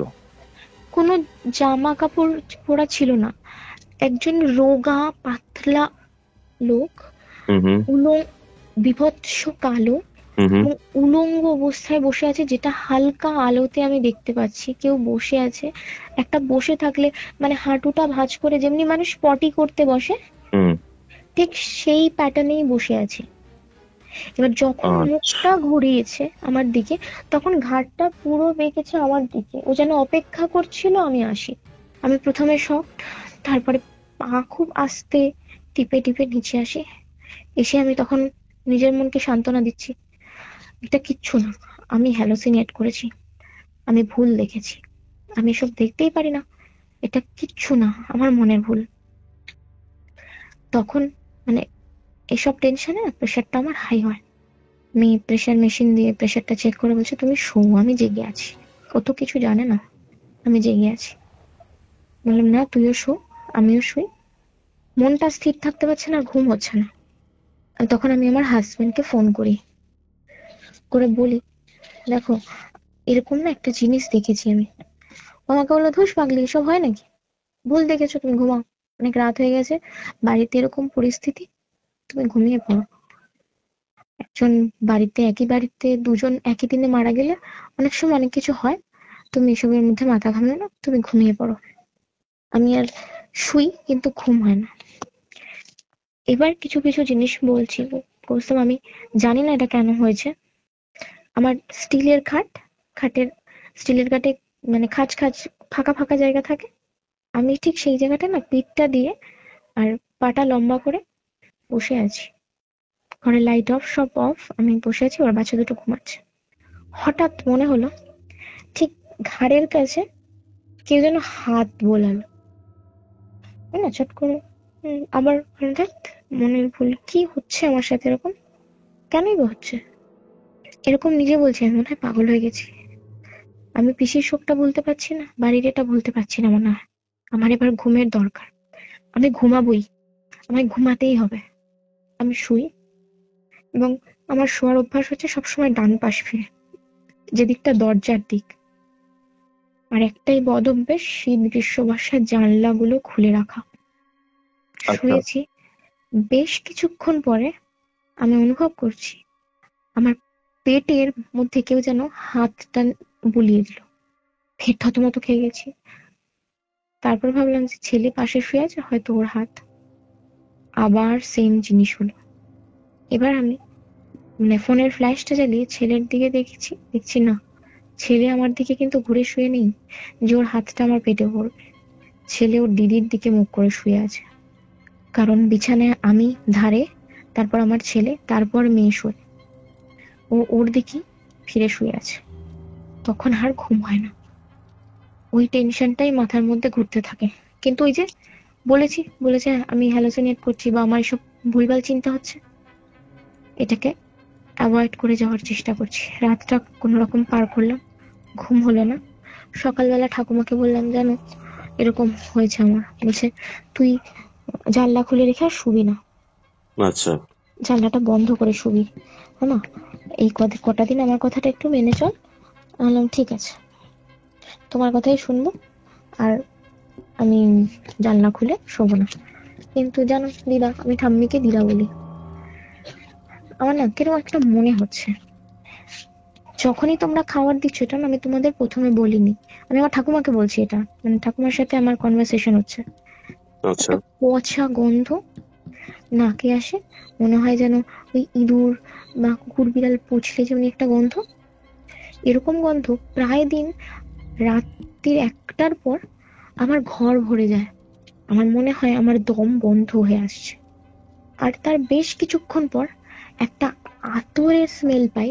আমি বুঝি আতরের স্মেল, কারণ আমি আতর ইউজ করি কোস্তাব, আমার শখ, আমি বডি স্প্রে ইউজ করি না, আমি আতর ইউজ করি। ওকে। আর যে আতরটা বিভৎস স্ট্রং, যার গন্ধে তোমার দম বন্ধ এসে মানে মনে হবে যেন আমি মরে যাবো এক্ষুনি, আমাকে না ঠিক পাগল পাগল বানিয়ে দিচ্ছে। এটা আমার মাথা থেকে আর নামছে না। বলছে জানলা বন্ধ করে জানি না ঠাকুমি কিছু বুঝেছিল কিনা সেই সময়, এরম ভাবে 2-1টা দিন এরকম হচ্ছিল। তারপর জিনিসটা না সম্পূর্ণ বন্ধ হয়ে গেল। মানে এইগুলোর ফিলই করছো না তখন? আর না, তখন এটা ফিল হচ্ছে না। বেশ 10-15 দিন যাওয়ার পর, মানে পিসির কাজ মিটে গেল, কাজটা মিটে যাওয়ার পর আমি ফের একদিন রাত্রে স্বপ্ন দেখি। স্বপ্নে পিসি বলে, তুই কি জানিস কোসব, জানো মারা যাওয়ার পর যখন ওই শবের অংশটা যখন গঙ্গাতে মাটিতে পুঁততে হয়, তারপরে একটা ওই ভাঁড় জাতীয় জিনিস কাস্তে দিয়ে ভাঙতে হয়, হুম হুম হুম ভেঙে ভেঙে চলে আসে যখন, পেছন ফিরে আর তাকাতে হয়নি। হুম হুম বলছে, তোর দিদি ওই ভাঁড়টা তো ভাঙেনি, তুই আয় না, ভেঙে দিয়ে যা না, আয় আয় আমার কাছে। আমি না থতমত খেয়ে উঠে বসি। আচ্ছা। আমি সঙ্গে সঙ্গে সেই মুহূর্তেই দিদিকে ফোন করি, আমি দি, তুই কি ওই ভাঁড়টা ভাঙিসনি? বলছে কোন ভাঁড়? আমি বলছি, পিসি মারা যাওয়ার পর যে ভাঁড়টা তোকে দেওয়া হয়েছিল কাস্তে দিয়ে ভাঙতে, আমি যেটা মায়ের বেলায় ভেঙেছিলাম। বলছে আমার বোন কিছু মনে নেই, আমি মনে হয় সব ভুলে গেছি। দিদি আমি জানি না কি হচ্ছে, আমি না বারবার পিসিকে দেখছি এরকম। বলছে পিসি খুব তোর মানে খুব ক্লোজ ছিল তো, সেই জন্য হয়তো ভাবছিস, তবে বোন এরকম কিছু হতে পারে না, কারণ আমার সাথে তো সবাই ছিল, আমাকে ধরে মামা ভাঁড়টা ভাঙানোর জন্য কাস্তে চালিয়েছিল। ভাতটা ভেঙেছি কিনা আমি বলতে পারবো না, তো আমাকে ওটা মারতে বলেই সবাই ধরে নিয়ে চলে আসে। আমি সেই রাত্রে আর সহ্য করতে পারি না, আমি আমার হাজবেন্ডকে ডেকে তুলি, আর সে একবার শ্মশানে যাবে। বলছে কি পাগল হয়ে গেছো? মানে ওরকম মাঝরাতে? হ্যাঁ। আমি বলছি আমাকে একটু শ্মশানে নিয়ে যাবে। আমি বলছি, আমার মুখের দিকে স্টিল থাকে, বলছে কি মাথা খারাপ হয়ে গেছে তোমার, তুমি শ্মশানে যাবে কেন, মাথা খারাপ হয়ে গেছে? বলছি না না, পিসির ওই ভাঁড়টা না ভাঙা হয়নি। মানে তখন যে আমি কি বলছি আমি কিন্তু নিজের মধ্যেও নেই। পিসির ভাঁড়টা না ভাঙা হয়নি। বলছে কোন ভাঁড়? বলছে পিসি, আরে মনে নেই মায়ের বেলা ভেঙেছিল একটা ভাঁড় হয় কাস্তে দিয়ে ভাঙে, ওটা মনে হয় ভাঙেনি। পিসি আমায় বারবার ডাকছে যে ভেঙে দিয়ে যাও না। বলছে তোমার মাথাটা খারাপ হয়ে গেছে, বলছে তোমার পায়ে ধরছি একটু যাও না দেখো না ভাঁড়টা ভাঙা কিনা। তো আমার জোর, রীতিমতো আমার ফোর্সে আমার হাজবেন্ড উঠে যায় এবং সত্যিই সে শ্মশানে যায় সেদিন। শ্মশানে গিয়ে সেই জায়গাটা যেখানে মানে ওটা সবটা পুঁতেছিল আর ভাঁড়টা ছিল, সেখানে দেখে কোনো ভাঁড়ই নেই। মানে যেসব ভাঁড়গুলো আছে সেগুলো সবই ভাঙা, মানে তারপরেও তো কেউ দাহ করতে গেছে, তাদেরও ভাঁড় ভাঙা পড়ে আছে, কোনো ভাঁড় সেখানে গোটা নেই। ফিরে আসে, ও খুব সাহসী, ও ফিরে আসে। সে বলে যত ভুলভাল জিনিসপত্র কেন ভাবছো তুমি? যে আমি তো ভাবছি না, কোথায় ভাবলাম, আমার যেটা বললো আমি তো সেটাই তোমাকে বললাম। ও আমার মাথার কাছে এসে বসে মাথায় হাত বুলিয়ে দিয়ে ঘুম পাড়িয়ে দেয়। এটা না এবার মানে যখন এই জিনিসটা হয়ে যায়, তারপরে আবার কিছুদিন নর্মাল, কোনো মুভমেন্ট নেই, কিছু দেখতে পাচ্ছি না, বুঝতে পারছি না, একদম মানুষের নর্মাল লাইফ কাটে সেরকম। এর মধ্যে আমার একটা চেক আপ পড়ে ডক্টরের কাছে। মানে 1 মাস পেরিয়ে এসেছি আমি। আমার চেক আপ পরে আমি চেক আপে যাই, তখন আমার অ্যানোমালি স্ক্যান দেয় ডক্টর। এটা কি হয় অ্যানোমালি স্ক্যান? অ্যানোমালি স্ক্যান হচ্ছে বেবিটা কালারফুল একটা পিকচার, যেটা স্ক্যানের রিপোর্ট আসে বেবি কিরম ভাবে মুভ করছে বা বেবি কতটা গ্রোথ হয়েছে এটা দেখার জন্য। আচ্ছা আচ্ছা। এটা অনেক সময় 5 মাসে হয়, কিন্তু ম্যাম আমাকে, আমার কন্ডিশন যেহেতু আমার সুগার আছে এবং প্রেশার, হাই প্রেশারের জন্য অনেক সময় বাচ্চা নিস্তেজ হয়ে যায়, তো তার জন্য কিছু ট্রিটমেন্ট আছে আলাদা, যার জন্য ম্যাম আমাকে স্ক্যানটা ওই 4 মাসেই করতে বলে। আচ্ছা আচ্ছা। যখন স্ক্যানটা করছে আমাকে যে ম্যাম স্ক্যানের, ওনাদের যে আল্ট্রাসাউন্ডের যে মেশিনটা রয়েছে ওখানে উনি আমায় দেখাচ্ছেন আমার বেবি নড়ছে। আমি ভীষণ খুশি, আমি হাসছি। এবং আমার হাজবেন্ড বাইরে দাঁড়িয়ে, আমার হাজবেন্ডকে ম্যাডাম গিয়ে, নার্স গিয়ে বললো ভিতরে আসুন, আপনার বেবিটা দেখুন। বলছে বেবি টা মানে, বলছে, তখন উনি হেসে বলছে আরে বেবি টা নয়, বেবি বেবি দুজন বেবি দেখুন কি সুন্দর, ভালো গ্রোথ হচ্ছে। আচ্ছা আচ্ছা। চেক আপ করে স্ক্যানের রিপোর্ট নিয়ে ডক্টর ওষুধ দেয়। তখন আমি ডক্টরকে বলি যে ম্যাম আমার না মনে হচ্ছে রাতে ঘুম আসছে না, আমার মনে হচ্ছে আমি কিছু হ্যালোসিনেট করছি, বাড়িতে এরকম দুটো দুটো মৃত্যু হয়েছে। তখন উনি বললো আমার হাজবেন্ডকে, ওনাকে একটু চোখে চোখে রাখবেন, প্রথমত অতিরিক্ত হাই প্রেশার তো, অনেক সময় এই হ্যালোসিনেশনের কারণে ও সেন্সলেসও হয়ে যেতে পারে, তখন কিন্তু রিস্ক হয়ে যাবে বেবির পক্ষে। আর যতটা পারবেন হাসি খুশি থাকতে বলুন। জানি এই সময় হাসি খুশি থাকা যায় না, তবুও বাচ্চাটার জন্য এটা করতে হবে আপনাদেরকে। আমাকে বলল যে তুমি হাসি খুশি থাকবে, যেসব মেডিসিন দিয়েছি সেগুলো খাবে, বাচ্চার গ্রোথ খুব ভালো আছে। দুজন বাচ্চা, দুজনের পজিশন একদম পারফেক্ট, ওয়েটও এই 4 মাসে এসে যে ওয়েট হয় সেটাও পারফেক্ট, হার্টবিট, পালস রেট সব নর্মাল, সব নর্মাল। বুঝতো, ভালো করে খেয়াল করো, সব নর্মাল। আচ্ছা। নর্মাল ইনজেকশন হয় না 3 মাসে, 3 মাস, 4 মাস, 5 মাস, এরকম প্রতি মাসে একটা করে যখন প্রেগনেন্সিতে ইনজেকশন চলে, 4 মাসে সেদিন আমি ইনজেকশন নিই, 4 মাসের ইনজেকশনটা। বাড়ি আসি, বাড়ি এসে রিপোর্টটা বাবাকে সবার আগে দেখাই। দেখো, বাবা তখন বললো ঠিক আছে তুমি রিপোর্টটা তুলে রেখে দাও। এবং তার 3 দিন পরে আমার আরেকটা ইনজেকশন ছিল। ওই দুটো দিন কাটার পর 3 দিনের মাথায় আমি একাই হসপিটাল যাই। সেদিন আমার হাজবেন্ড তার আগের দিন ডিউটি গেছে, মানে সেদিন না, আগের দিন নাইট করে পরের দিন দুপুরে আমার হসপিটাল থেকে একেবারে নিয়ে বাড়ি ফিরবো, আমি একা যাবো। বারাসাত বারিপুর ধরেছি, ধরে আমি 45-এ নেমে বিআরডব্লিউ তে গেছি। বিআরডব্লিউ থেকে ইনজেকশন, মানে ওদের একটা ক্লিনিক, একটা হসপিটাল আছে, তুমি হয়তো জানো, এবং ক্লিনিক থেকে হসপিটালে আমি যাই ইনজেকশনটা নিতে, যেহেতু সেটা কোমরে হবে। আচ্ছা। ইনজেকশনটা নিয়ে ওই সিস্টারের সাথে আমি রাস্তা পার হয়ে আসার সময় ঠিক 45-এর যেখানে বাস দাঁড়িয়ে, 45-এ মানে গড়িয়ার পেট্রোল পাম্প থেকে ঘুরেই যে বাস স্টপটা, ঠিক ওখানে না রোদের আলোয় কিছু একটা চকচক করছে দেখতে পাই। আমি আগ্রহের সাথে হাতে তুলে দেখি একটা গোপাল। ওকে। আমি না খুব খুশি হই, গায়ে ময়লা কাদা নিজের জামা দিয়ে মুছে আমি ওটা নিয়ে চেম্বারে ঢুকি। আমি মনে করি যাক ভগবান হয়তো আমাকে এইসবগুলো দিচ্ছিল, তার জন্য একটা গোপাল দিয়েছে, আমাকে আগেই একটা বাচ্চা দিয়েছে। সেটা আমি পরকে ফোন করে বলি এবং সাথে বাড়ি নিয়ে আসি। বাড়ির লোক তো খুব খুশি, ঠাম্মি বিশেষ করে ভীষণ খুশি গোপালটা পেয়ে। এবার গোপালের পুজো হচ্ছে, দিনের নিত্য পুজো হয়, নিচে থাকে ঠাকুমার কাছে গোপাল, আজও আছে। ঠিক তার মানে সপ্তাহ 2 পরের কথা বলছি, এরকম ভাবে নর্মালি কাটতে থাকে। মানে কিরকম হয়, আমি বাথরুমে স্নান করতে ঢুকি, আর আমার অভ্যাস আছে আমি রাত্রেও একবার স্নান করি, গা ধুই, না ধুলে আমি শুতে পারি না বিছানায়। যতবার আমি বাথরুমে যাচ্ছি, জামাটা গা থেকে খুলছি, বুঝতো আমার বাথরুমে আমি একা নেই, আমার মনে হচ্ছে কেউ সেখানে প্রেজেন্স আছে। মানে তুমি যখন ড্রেস চেঞ্জ করছো, আমি কিছু যখন পরে বাথরুমে নেই? টয়লেটে ঢুকছি আচ্ছা। তখন কিন্তু আমি কিছু বুঝতে পারছি না।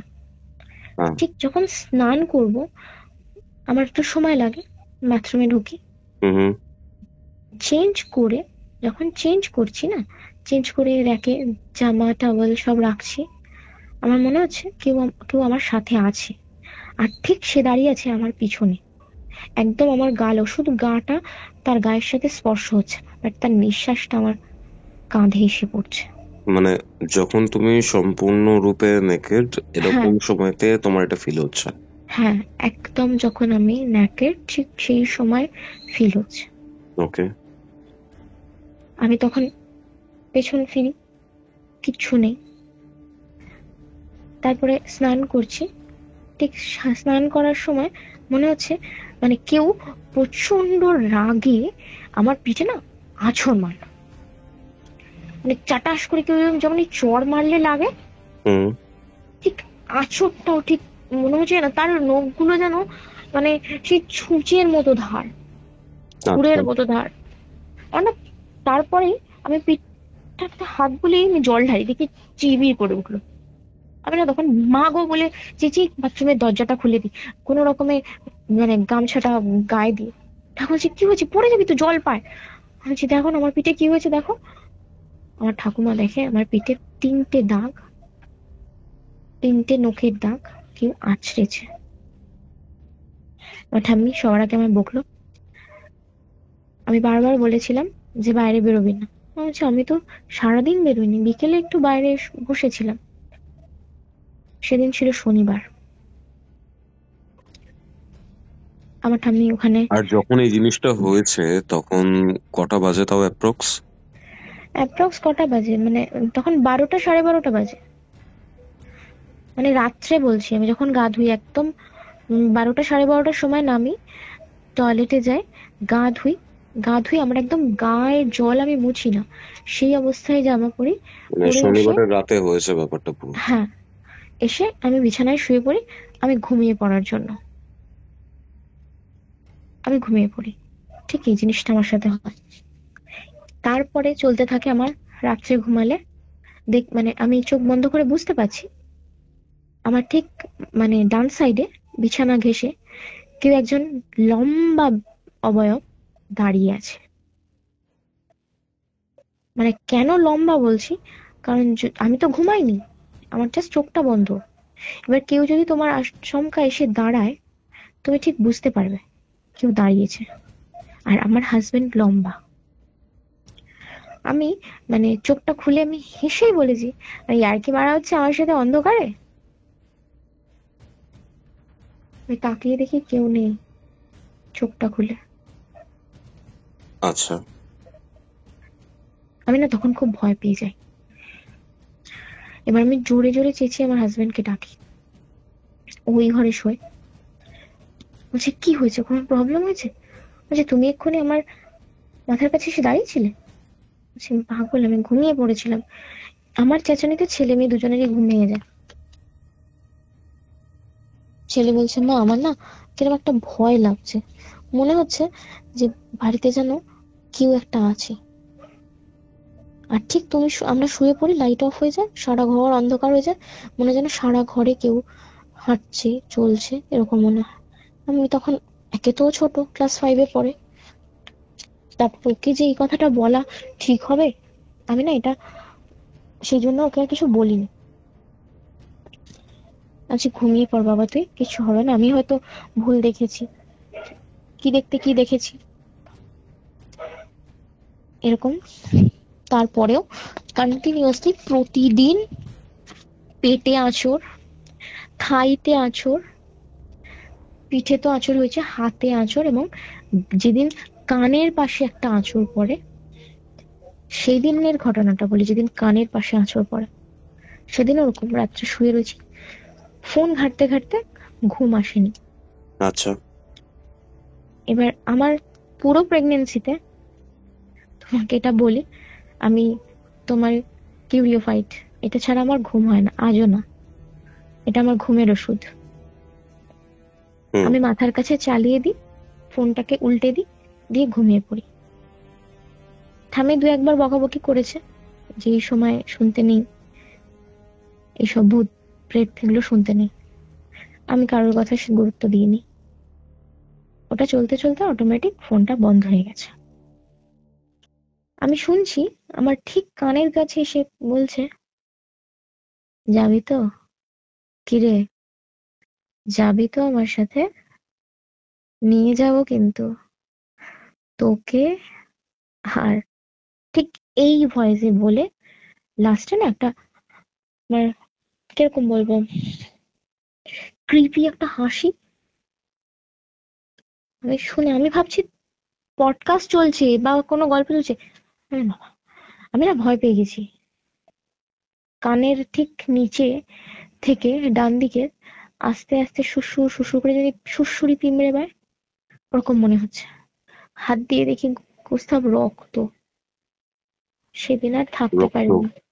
হ্যাঁ, সেদিন আর থাকতে পারিনি। হাজবেন্ড অফিস ছিল না বলে ওকে আমি ডেকে তুলে বলছি, দেখো, তোমরা আমার কথা বিশ্বাস করছো না, দেখো আমি পিছেও ঠাম্মিকে দেখিয়েছি, সারা গায়ে দেখাচ্ছি, দেখো। যখন আমার হাজবেন্ড দেখেছে পেটে দাগ, তখন আমার শাশুড়ি মায়ের একজন গুরুদেব আছেন, মানে শাসন বালক সংঘ নাম শুনেছো তো? মানে বারুইপুর থেকে লক্ষ্মীকান্তপুর যাওয়ার একটা স্টেশন। জায়গাটার নাম একবার বলো। শাসন বালক সংঘ। কি সেটা? এটা একটা মানে জায়গা, শাসন মানে একটা স্টপেজ স্টেশন। হুম, মানে শাসন তো জানি, লক্ষ্মীকান্তপুর, আমরা ঘটনার সময় হ্যাঁ, করেছি। শাসনের ঠিক মাঠ আছে একটা, ওখানে নাম করা নাম করা কি পুজো হয়? হয়। আচ্ছা। এবং ওই ক্লাবটা থেকে বাঁ দিকে চলে গেলে ওই গুরুদেবের বাড়ি। আমাকে নিয়ে যায় আমার হাজবেন্ড। তুমি বললে বিশ্বাস করবে না, আমি সেদিন অপমানিত বোধ করি নিজেকে নিয়ে। কেন? আমি ঠিক যখন ওনার মানে বাড়ির চৌকাঠে উঠতে যাই, উনি ঘর থেকে বলছে, যে এসেছিস সে দাঁড়া। আচ্ছা। আর ওনার একজন মানে ওনার সাথে থাকে ওনার অ্যাসিস্ট্যান্ট হয়তো, উনি এসে বলছে, তোমরা এখানেই দাঁড়াও, বাবা আসছে। হুম। জেঠু জেঠু এলেন, এসে আমার হাজবেন্ডকে বললে, তুই ভিতরে আয়, মা তুই ওখানে দাঁড়া, আমি আসছি। আমার হাজবেন্ডকে ভেতরে রেখে বললেন, দেখ, ওকে নিয়ে এসছিস, ও গর্ভবতী।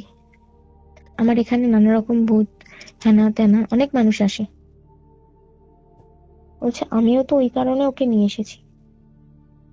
বলছে আমি বুঝতে পেরেছি কেন দাঁড়াতে বললাম। ও যে আমার চৌকাঠটা পার করবে, ওর হুম। কষ্ট হবে, ওর গায়ে জ্বালা করবে। তুই সহ্য করতে পারবি তোর কষ্টটা? ওকে ওখানে দাঁড় করা, আমি আসছি। সেই সময় উনি আবার আসলেন, আমাকে এসেই বাইরে বললেন, কি হচ্ছে, মাথা ধরে আছে পিছন দিক, ঘাড়? বলছি হ্যাঁ জেঠু, মাথা ধরে আছে খুব গরমে, একদম মাথার যন্ত্রণা না সারাতে পারছি না, অমৃতাঞ্জন দি, ছাড়ে না। বলছে আমাকে হেসে বলছে ও ছাড়বেও না। আচ্ছা। হাতে একটা ঠিক মানুষের হাড় না গাছের ডাল চাচা আমি বুঝলাম না, উনি ওটা হাতে ঘষছিলেন। ঘষতে ঘষতে এসে না হট করে আমার নাকে চেপে ধরল, বলছে টান। আমি জোরে একটা টান দিয়েছি, বলছে আরো জোরে টান। ঘষতাম, ওটা কি আমি জানি না, ভীষণ স্ট্রং স্মেল, মানে মাথা না সেকেন্ডে ছেড়ে গেল। বলছে কি হচ্ছে, মাথার ব্যথা কমছে কমছে? আমার মাথায় মারছে উনি ওইটা দিয়ে, মাথার ব্যথা কমছে কমছে? আমি বলছি আমার কিরকম হচ্ছে যেটু। বলছে দেখ দেখ কমবে, মাথার ব্যথাটা কমে যায়। এবং আমার হাজবেন্ডকে বলে ওকে বাড়ি নিয়ে যা, আমি একটা জল দিচ্ছি, একটা কাগজ কিছু লেখা সেই জলের মধ্যে চোবানো ছিল, এটা ওকে খাওয়াবি, যখন দেখবি ও ভয় পাচ্ছে বা যেসব জায়গায় ওই আঁচড়ের দাগ পড়েছে সেখানে লাগিয়ে দিবি, আর আমি যাব সময় করে তোর বাড়ি, তার আগে ওকে নিয়ে কোথাও বেরোবি না। এরকম ভাবে ঠিক উনি যে যা ভাবে বলেছেন সেইভাবেই সবকিছু আমি মেনেওছি ওনার কথা, যা যা উনি খেতে বলেছেন। তো আমার হাজবেন্ড বলল, আর যদি এরকম হয়, বলছে নিয়ে যা না, আশা করছি না কিছু হবে, আর তারপরেও যদি কিছু হয় তাহলে বোধহয় আমার হাতে আর নেই। তার 3-4 দিন পর উনি আমার বাড়িতে আসে, বাড়িতে এসে আমার বাড়িতে পা দেয়।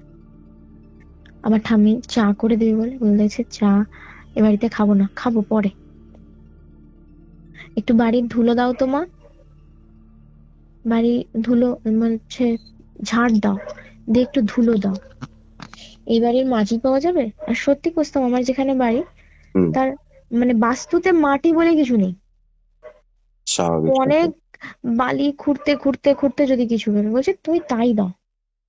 উনি হাতে করে নেয়, কি বলে জানি না, একটা কাগজে ঢেলে দেয়। বলেছে আমি যতদিন না বলবো এই কাগজটা রেখে দিবি, আমার হাজবেন্ডকে বলে। এবং হুম, সাথে করে একটা কুলো নিয়ে আসে, যে কুলোটা অনেক পুরনো কুলো, অনেক পুরনো মানে অনেক পুরনো। সেই বড় মানে আগেকার লোক যেমনি ধান ঝাড়তো যে বড় বড় কুলো, ওরকম কুলো, ঠিক যে মাথাটা রাউন্ড হয়ে থাকে না, যেখানটা ধরে ঝাড়ে, ঠিক সেই জায়গাটা একটা কাঁচি দুটো ছুঁচালো মুখ ঢোকানো ভিতরে।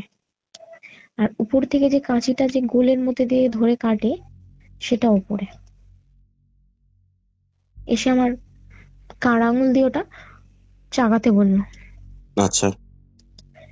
আমি যখন ওটা চাগিয়েছি কৌস্তব, এত ভারী তো, আমাকে বলছে কি হালকা লাগছে না ভারী লাগছে? আমি তখন বলছি হালকা।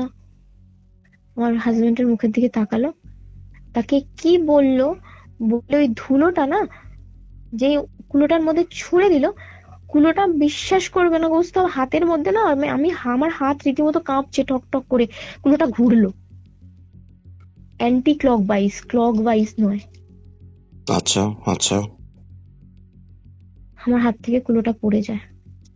উনি তখন আমার হাজবেন্ডকে বলে, দেখ বাবা, তোর মা আমার সব সময় মানে যে কোনো কাজ তোর মা আমাকে দিয়ে করাতো, এবং বৌমাকে বৌমার উপর জেদ চালনা করা হয়েছে। এবং বৌমার আশেপাশে বৌমার বিয়ের পর থেকে, বৌমার বিয়ের ছাউনি নাড়া ফুলটা কোথায়, আচ্ছা। ওদের বিয়ের ছাউনি নাড়া ফুলটা কোথায়? বললে বাড়িতে। বলছে কোন বাড়িতে দেখা? বলছে সে তো আমার বাড়িতে, আর এটা তোমার শ্বশুর বাড়ি। বলছে খুঁজে রাখ। জিন তো বোমার ওপর অনেকদিনই চালনা করা হয়েছে, আজকে আজকে নয়। তো বলছে কি বলছেন? বলছে হ্যাঁ, এটাই বাস্তব, এটাই সত্যি।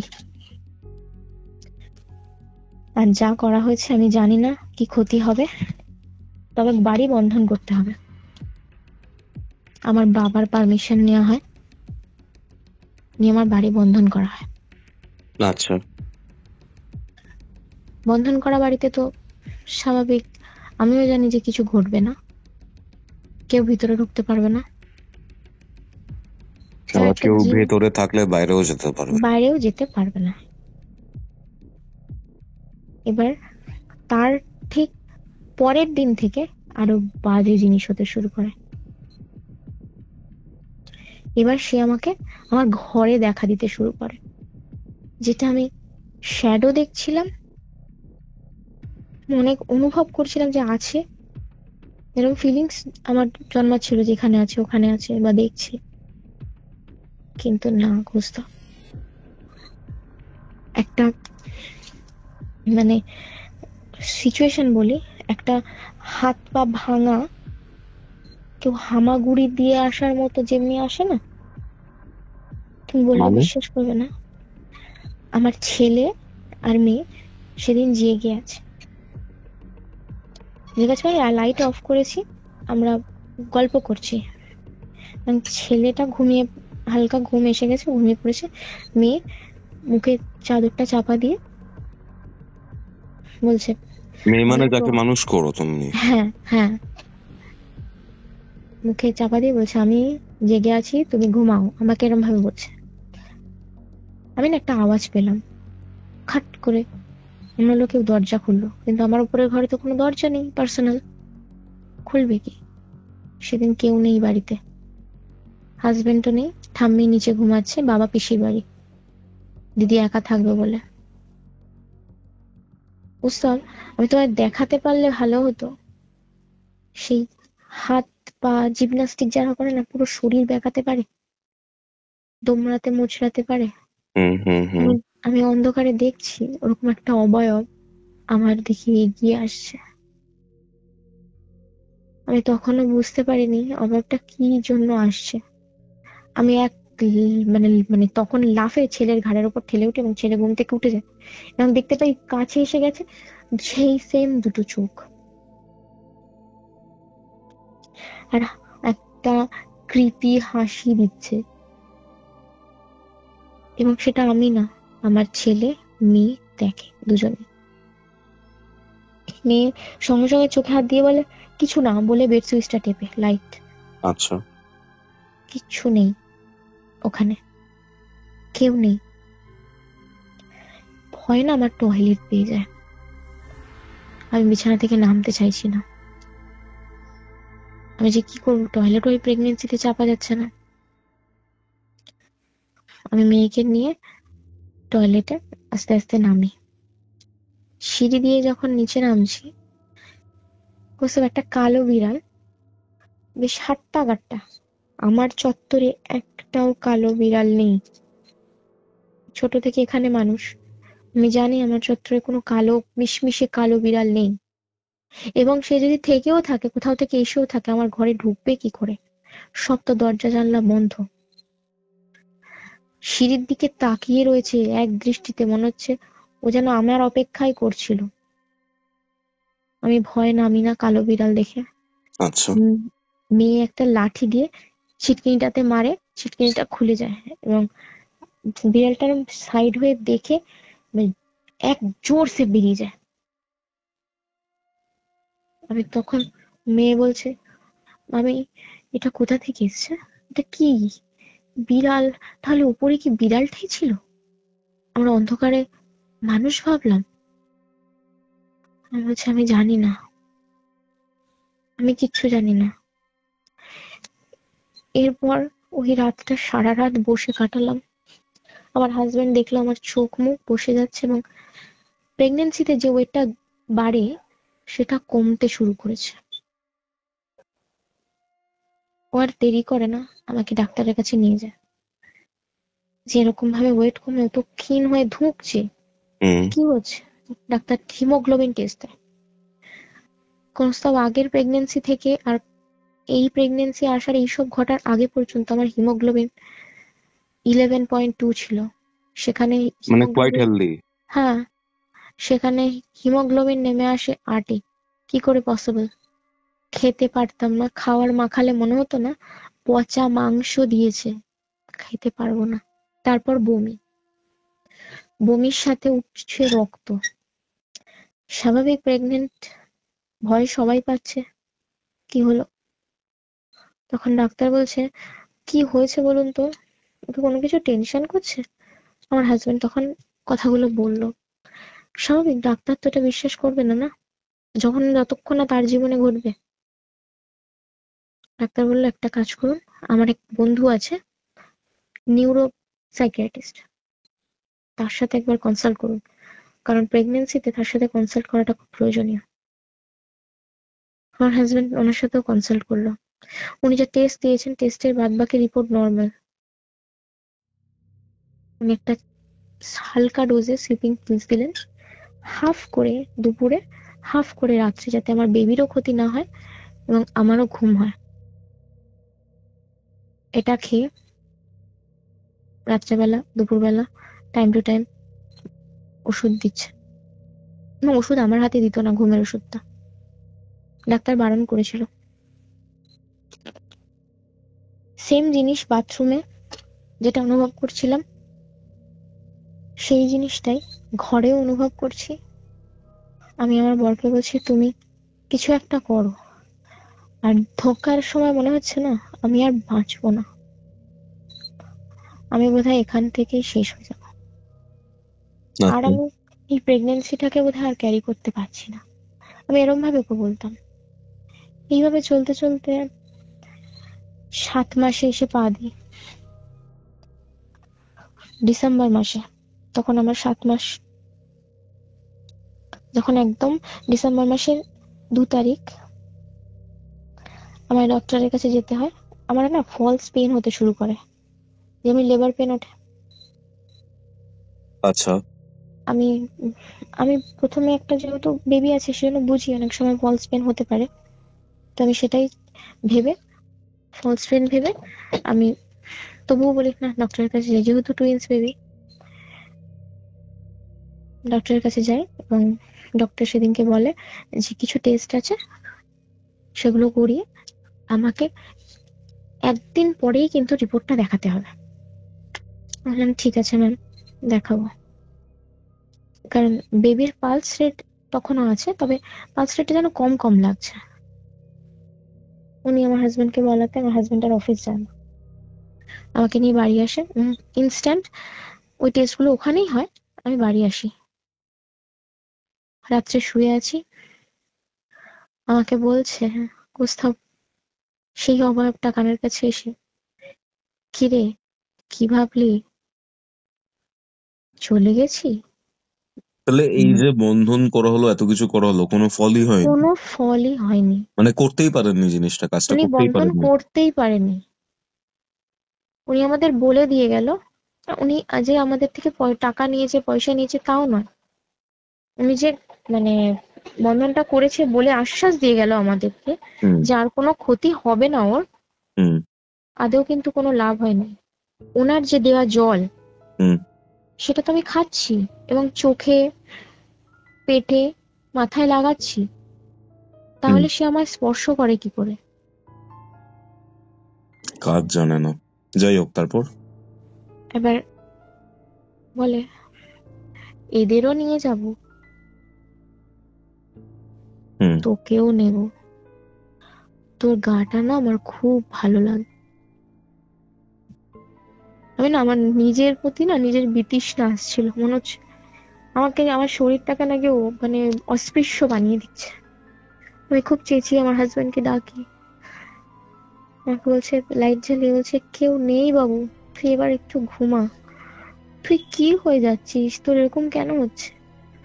কোথাও আমার সাথে বসে সামনাসামনি কথা বলছি আমরা দুজন বিছানায়, হুম। আমার নাক থেকে হালকা করে রক্ত আসছে, যেটা আমার নাক দিয়ে বেয়ে ঠোঁট হয়ে টপাস টপাস করে পড়ছে। আমার হাজবেন্ড চেপে ধরে সঙ্গে সঙ্গে ডাক্তারকে ফোন করেন। হুম। আর সেই রাতেই আমায়, 2 তারিখ রাতেই আমায় নিয়ে যায় নার্সিংহোমে ফোন করে। ডাক্তার বলছে একটা স্ক্যান করে দেখিনি বেবির পজিশন কি আছে বা কেন এরকম হচ্ছে।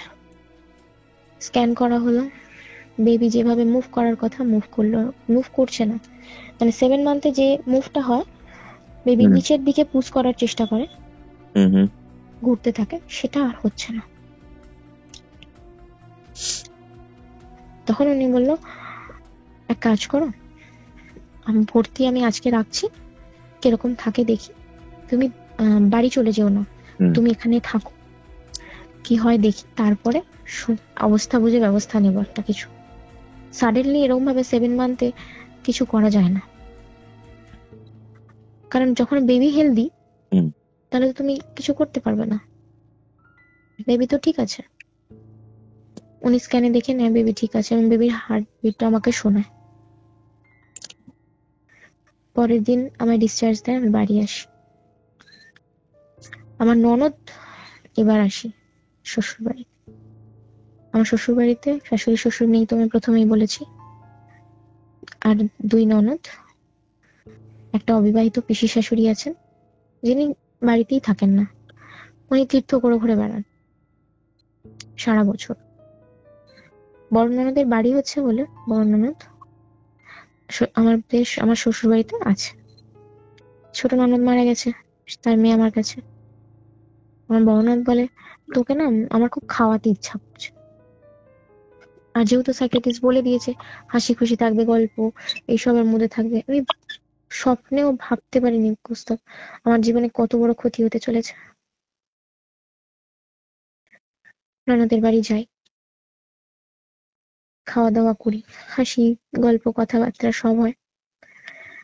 বেরিয়ে যখন আমি আসছি, ঠিক ননদের বাড়ি থেকে বেরিয়ে যে সময় আসছি, আমি দেখছি আমার পিছন থেকে কেউ কিছু একটা গেল আমাকে ধাক্কা মেরে, আমার সঙ্গে সঙ্গে গাটা না কাঁটা দিয়ে উঠলাম। আমার হাজবেন্ড করলাম, এই জায়গাটা কি ভালো না নাকি গো, আমার গাটা কিরকম কাঁটা দিচ্ছে, বলছে তুমি তাড়াতাড়ি চলো। গা কাঁটা দিচ্ছে, আবার ভূতা ভয়টা তুমি পাবে, বাড়ি নিয়ে যাই। বাড়ি নিয়ে আসে। আমার ছোট ননদের যে মেয়ে আমার কাছে থাকে, হুম। সে কিছু একটা বুঝতে পেরেছে। হাত আমাদের বাড়ি থেকে বেরোনোর পর ও দৌড়াতে দৌড়াতে আসে এবং মামা মামি বলে চেঁচাতে থাকে। তখন এসে জড়িয়ে আমাকে বলছে, আমি না তোমার সাথে যাবো, আমি এখানে থাকবো না। বলছি, কেন, কি হয়েছে? বলছে, না, মাম না, মানে ও আমার ননদের মেয়ে, ওর মাসিকে নাম মাম বলে, ওর বড় হুম। ননদকে। হুম। হুম। মাম না ভালো না। আর আমি আর কি কিছু বল? জানি না, মাম না ভালো না। আমি ওকে গাড়িতে বসাই আর নিয়ে চলে আসি। তারপর থেকে ওকে আর পাঠানো হয়নি। এবং ও বাড়ি এসে বলে, মামা, মনে হচ্ছে না আমাদেরকে কেউ কিছু করেছে। আমি রাত্রে ঘুমাতে পারছি না। মামির কাছে থেকেও আমি অনেক কিছু দেখছি যার আমি কোনোদিন দেখিনি। এইসব কথা বলছি। সেই দিন রাত্রে আমার খুব শ্বাসে কষ্ট হয় এবং পেন হয়। মনে হয় আমার প্রাণটা বেরিয়ে যাবে। ফের অ্যাম্বুলেন্স ডাকা হয়, বিআরডব্লিউএস এ নিয়ে যাওয়া হয়। ডাক্তার বলে দেয় যে একটা ছোট্ট সার্জারি করবো, বলতে একটা ছোট্ট ক্যামেরা ঢোকাবো। ভার্জাইনাল ক্যামেরা যদি এখন দিই অসুবিধা হতেও পারে, আবার নাও হতে পারে। তো একটা সামান্য ছোট্ট ফুটো করবো অ্যানাস্থেসিয়া দিয়ে। ওটা ক্যামেরাটা যাবে, বাচ্চা দুটোকে চেক করবে কেন ওর মুভমেন্টটা হচ্ছে না। ক্যামেরা দিল। কোস্তা মনে আছে প্রথমে বলেছিলাম 7 মাস? 7 মাসটা মনে রাখবে। একদম প্রথমে বলেছিলে, হ্যাঁ। হুম। আমার দুটো বেশি বেবি,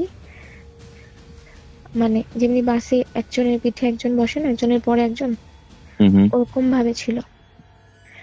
এবং দুজনের, একজনের বুক একজনের পিঠ 7 ইঞ্চি জোড়া। 7 মাসে 7 ইঞ্চি জোড়া, যেটা এক মাস আগে পর্যন্ত জোড়া ছিল না। এটা আমার কাছে কেন, ডাক্তারের কেরিয়ারেও হুম। একটা শকড। ডাক্তার শকড, এটা কি করে পসিবল। বললে ইমিডিয়েটলি ওটি করতে হবে। তবে আমার হাজবেন্ড কে বলেই দিয়েছিল, আমি কিছু শুনিনি সেই সময়, যে নয় মা নয় বাচ্চা, আপনি কোনটা চান? সে মাকে বাঁচান যে কোনো ভাবে। ওটি ওটি রুমে নিয়ে যায়। ওটি রুমে নিয়ে ওরা অ্যানাস্থেসিয়া দেবে কি, আমার পুরো, আমি পুরো মানে মানুষ মরে যাওয়ার আগে যেমনি পুরো শরীর ছেড়ে দেয়, আমি পুরো শরীর ছেড়ে দিয়েছিলাম। ফোর্সেপে ভার্জাইনালের জায়গায় কাটে, ফোর্সেপে বার করবে বলে, যাতে পরে আমি কোনো ইস্যু নিতে পারি। হুম। প্রস্তাব সেই, তখন ফোর্সেপের জায়গাটা কাটে ভার্জাইনাল। আমার বেবি দুটো বার হয় না, রক্ত, শুধু রক্ত বেরোয়, বেবি দুটো বার হয় না। ডাক্তার অসুবিধা বুঝে আমার হাজবেন্ডকে ওটির মধ্যে ডাকে এবং আমার সিজার করার কথা বলে। আমার হাজবেন্ড তাতে রাজি হয়ে যায়। এবার যে কথাটা বলবো সেটা আমার কাছে খুব পেইনফুল, কিন্তু যে মা হয়েছে বা যে মায়ের মাতৃত্বের কষ্ট হয়েছে সে বুঝতে পারবে। আমি নিজে বলতেও আমার হাত পা ঠান্ডা হয়ে যাচ্ছে। সিজার করার পর যখন আমার বাচ্চা একটাকে বার করা হয়, তখন কেটে বার করা হয়, নাইফ দিয়ে কেটে কেটে বার করা হয়। যেহেতু জোড়া জুড়ে যায়। গেছিল। হ্যাঁ, প্রথম বাচ্চাটাকে যখন বার করে সেটা ছিল ছেলে। আচ্ছা। সে কয়েক সেকেন্ড বেঁচে ছিল আর মেয়েটা পেটের মধ্যেই মারা গেছে।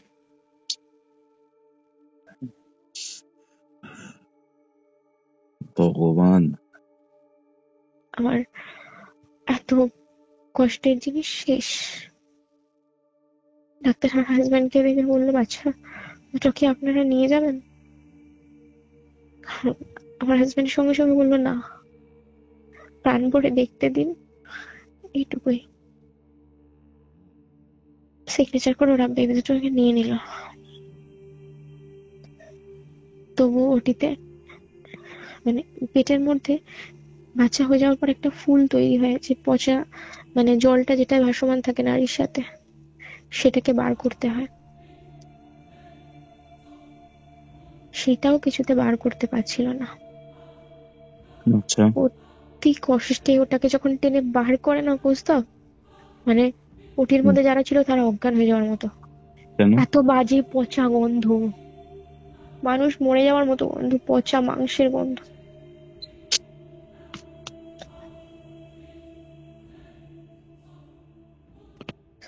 ওটি হলো 4-5 দিন ওখানে, 5 দিনের মাথায় ছুটি দিয়েছে, বাড়ি এসছি। হুম। প্রত্যেকে টেনশন নিতে বারণ করছে, তখন স্লিপিং পিলসটার ডোজটা বাড়ানো ছিল যাতে আমি ঘুমাতে পারি। ঘুমের অবস্থায় আমি দেখলাম ঘুম থেকে উঠে আমি আজও যেরকম জামা কাপড় পরে শুই ঠিক সেইভাবেই উঠি, আমার জামা কাপড় উপরের দিকে ওঠে না, হুম। হুম। জামা কাপড় উপরের দিকে উঠে থাকতো। আমি আমার হাজবেন্ডকে বলি, হয়তো সিজারের তো পেটটা আলগা করে হয়তো কখনো মনে হয়েছে, ঘুমের ঘোরে কোনো শুনছি না। তুমি তো একটা বছর দেখছো, বাবা জানে, ঠাম্মি জানে, জিজ্ঞেস করো, এরকম কখনো হয় না। মানে তখন ওই অবস্থাতেও কেউ তোমাকে ভোগ করতে চাইছিল? হ্যাঁ, এবং তখন থেকে বাইরে আমার হাজবেন্ড 1 মাস তারপরে আমার হাজবেন্ড মসজিদে গেছিল। তার মধ্যে হুম। আমাদের বাড়ির পর একটা মসজিদ আছে, ওখানে গিয়ে একটা পড়া মানে আমার নামে জল একটা পরিয়ে নিয়ে আসে হুম। মৌলবীর কাছ থেকে। ওইটা ছিপি করে আমায় খাওয়াতো আর চোখে পেটে মাথায় বুলিয়ে দিত।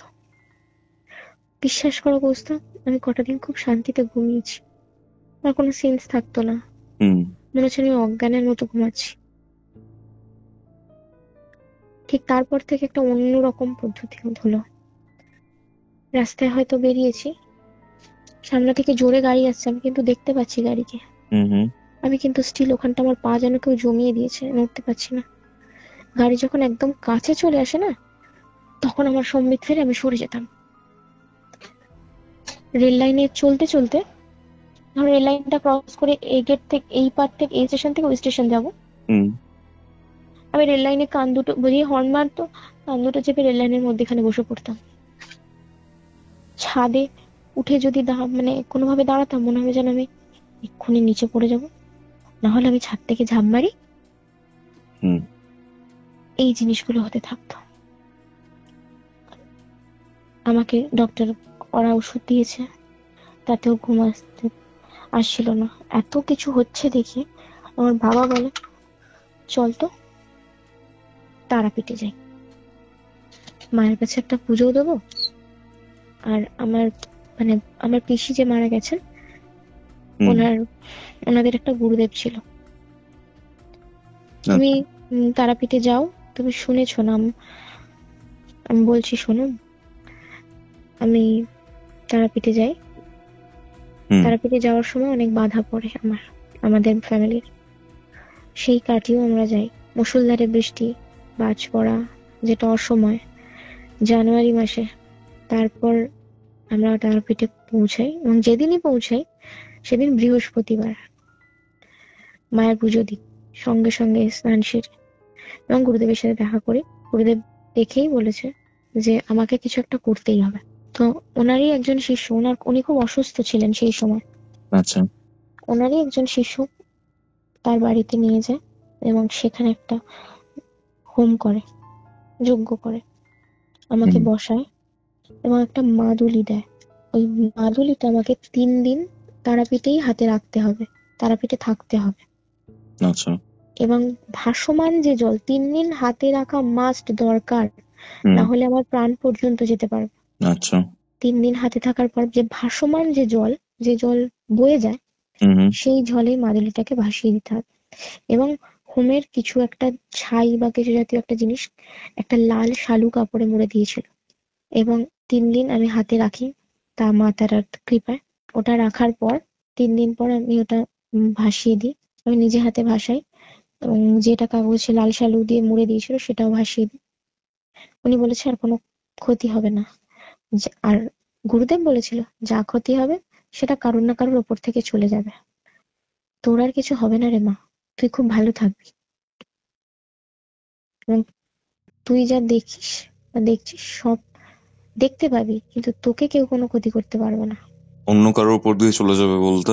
মানে যে করেছে তার উপর দিয়ে চলে যাবে ক্ষতিটা। আচ্ছা।